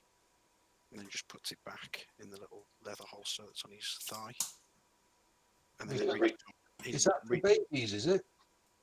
Well, it's when you need to get close, and big crossbow is a bit cumbersome. Then he reaches up inside his scarf and sort of pulls, and 4 daggers come out. Oh, that was cool. And then he puts them back. I would imagine with your claws, that daggers seem a little bit unnecessary. They have it there, your sister, a bit more agile. Well, you seem quite agile yourself.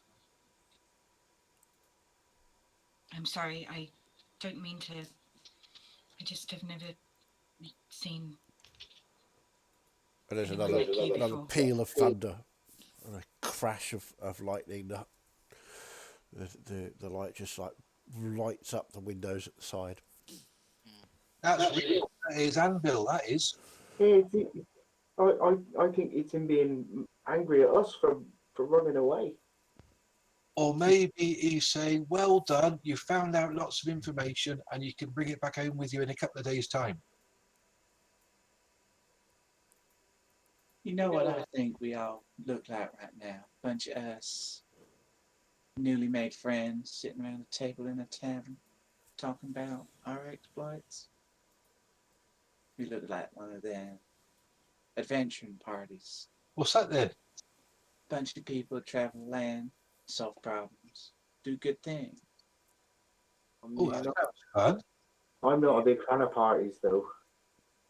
No, you never really were you? Remember that time we went to your sister's birthday and you just sat in the corner and sulked and made things? I know. It's not quite that kind of party. Oh. More of a group rather than a The traveling celebration. Well, can we call it a group then? Because our common isn't that good, is it? It's fine, Yorick. You're doing well. A group makes more sense, I suppose. But yeah, Or a clan. We come from a clan. A group fits better. A clan is more familiar. that's my bit Describe more. your clans or one of mine. The boats, we call them clan boats. Family clans. A clan is a little bit like a family, I would imagine. Well, that's what our clan is. That is Yep. exactly what the clan is. Or What about you there, Mr. X? Is being awful quiet. Still hanging around? I mean, I'll stick around. I must say, this situation intrigues me, and I'll point at Celeste. It really I could mean, do with being a bit nicer. I mean, I don't think she's being completely honest with us, but I will stick around and see what happens. Why is your skin all grey? Just, If you're an elf and she's an elf, she hasn't got grey skin either. There's different types of people, Gus. Not all the humans look like these ones. Oh, right, okay. And there are many different types of people. There are many people from different places. Ah, They're not all the same. right, okay. this is weird. We're out the dwarves in the mountain. It's weird there being all these other people. It is a bit strange. It's quite interesting, though, isn't it? I mean, I we've think it's beautiful. made lots of new friends and all sorts of different type of things. I'd say we're good friends. Yeah, she said your name was. Yeah, I'm Gus. I'm glad I can call you a friend. Okay. But yeah, y'all seem like real nice people. Perhaps we should all travel around together, do some good in the world. I must admit, the thought of not being on my own is rather a nice one right now. See what I mean? So, What sort of time of day is it, do you think, Jazz? I would say you've been in here for a good few hours. I would say it's probably getting on for 6 o'clock in the evening. Oh, right. I think You it's... spent most of the day here drinking, talking, getting to know each other. Yeah. I Tell think you it's what, food time. I think that's a mighty fine idea. Yeah, guidance comes. So we can get you the evening meals that we do. There's obviously a lot of fish because we're right on the lake and everything. What's fish? Is he all right? He must know what fish is, right? Do you have many? And poultry, we do like chicken and duck and there's cow and Just bring a variety. a selection. So, Okay, yeah. I'll get a big platter of all the foods we Yeah, just do. a nice big platter for the full table. I think we could all do with a bit of grub. Okay. And he rushes off, and you can hear him shouting at people in the kitchen. Now, Yorick, I know you don't like trying strange things, but try a bit of everything. You never know what you might like. Do you not have lakes or seas near where you come from? We've got lakes, but I've never heard of fish. You have heard of fish. Oh, okay. Knobhead. No, I'm not having that. I'm not having that. You don't know anything about anything. No, there are fish in the rivers that tumble through the mountains. Okay. Kind of almost slimy, and they have fins and tails, and they swim You in need rivers and lakes. I see. Yeah. I just didn't know the word in common that it was talking about. Fair enough. I'll clarify in Dwarvish exactly what the food is. Right. Okay. So as they start bringing out, there's some plates of cuts of meat, different cuts of meat, ham, beef, chicken. There's some bread.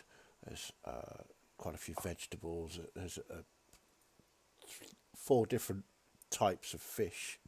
Because obviously fish is a large part of the food sources around Clydewater. And yeah, he brings out a large platter. Right, so this will be 3 gold for the platter, but that includes like desserts and everything as well. And it also includes free wine on the table. And he puts down 3 bottles of wine. Oh, that's just perfect, Darren. Oh, Flip out and hand him 3 coins. oh, thank you. Don't spend it all at once. And blow Oh, my kiss. And touch the food. And he sort of runs off to the bar. And he sort of stands there, sort of looking at Melissa. If I ever catch him looking, I'll just give him a wink and then return to what I'm doing. Yeah, every time you catch him and you wink at him, he blushes more. You do realize you're going to get him overexcited, right? Oh, he was already overexcited as soon as he laid eyes on me. From what I just I know, entertain me. a lot of humans around that age tend to be fairly excitable. Yeah. Elves can be quite boring, though. I hope I do not bore you, sir. Don't call me sir. Sir is my father. I'm just going to lean over and sort of tentatively like look at something, pick something that looks like most normal to what I'm used to. Fine. Yorick. Oh my Reorks, this is amazing. Oh, let's begin. And Snow will specifically pull a piece of the duck off and just put it in front of each of them. Try it. Okay. Oh, it's bigger. Mm. Oh, that's good. Nom. Celeste is a very dainty eater, knife and fork, and very. This was similar. You'll notice that Florian will go for pretty much any of the food which is protein based on there, and have just a select amount of it, and won't drink that much more wine after it either. Yeah. Snow hasn't drunk a drop of alcohol at this point, but he does sort of like use a dagger to pull bits off, and then he'll just use a claw to slice it, and then pick it up and eat it. No, Celeste hasn't had any alcohol either. I'm being careful.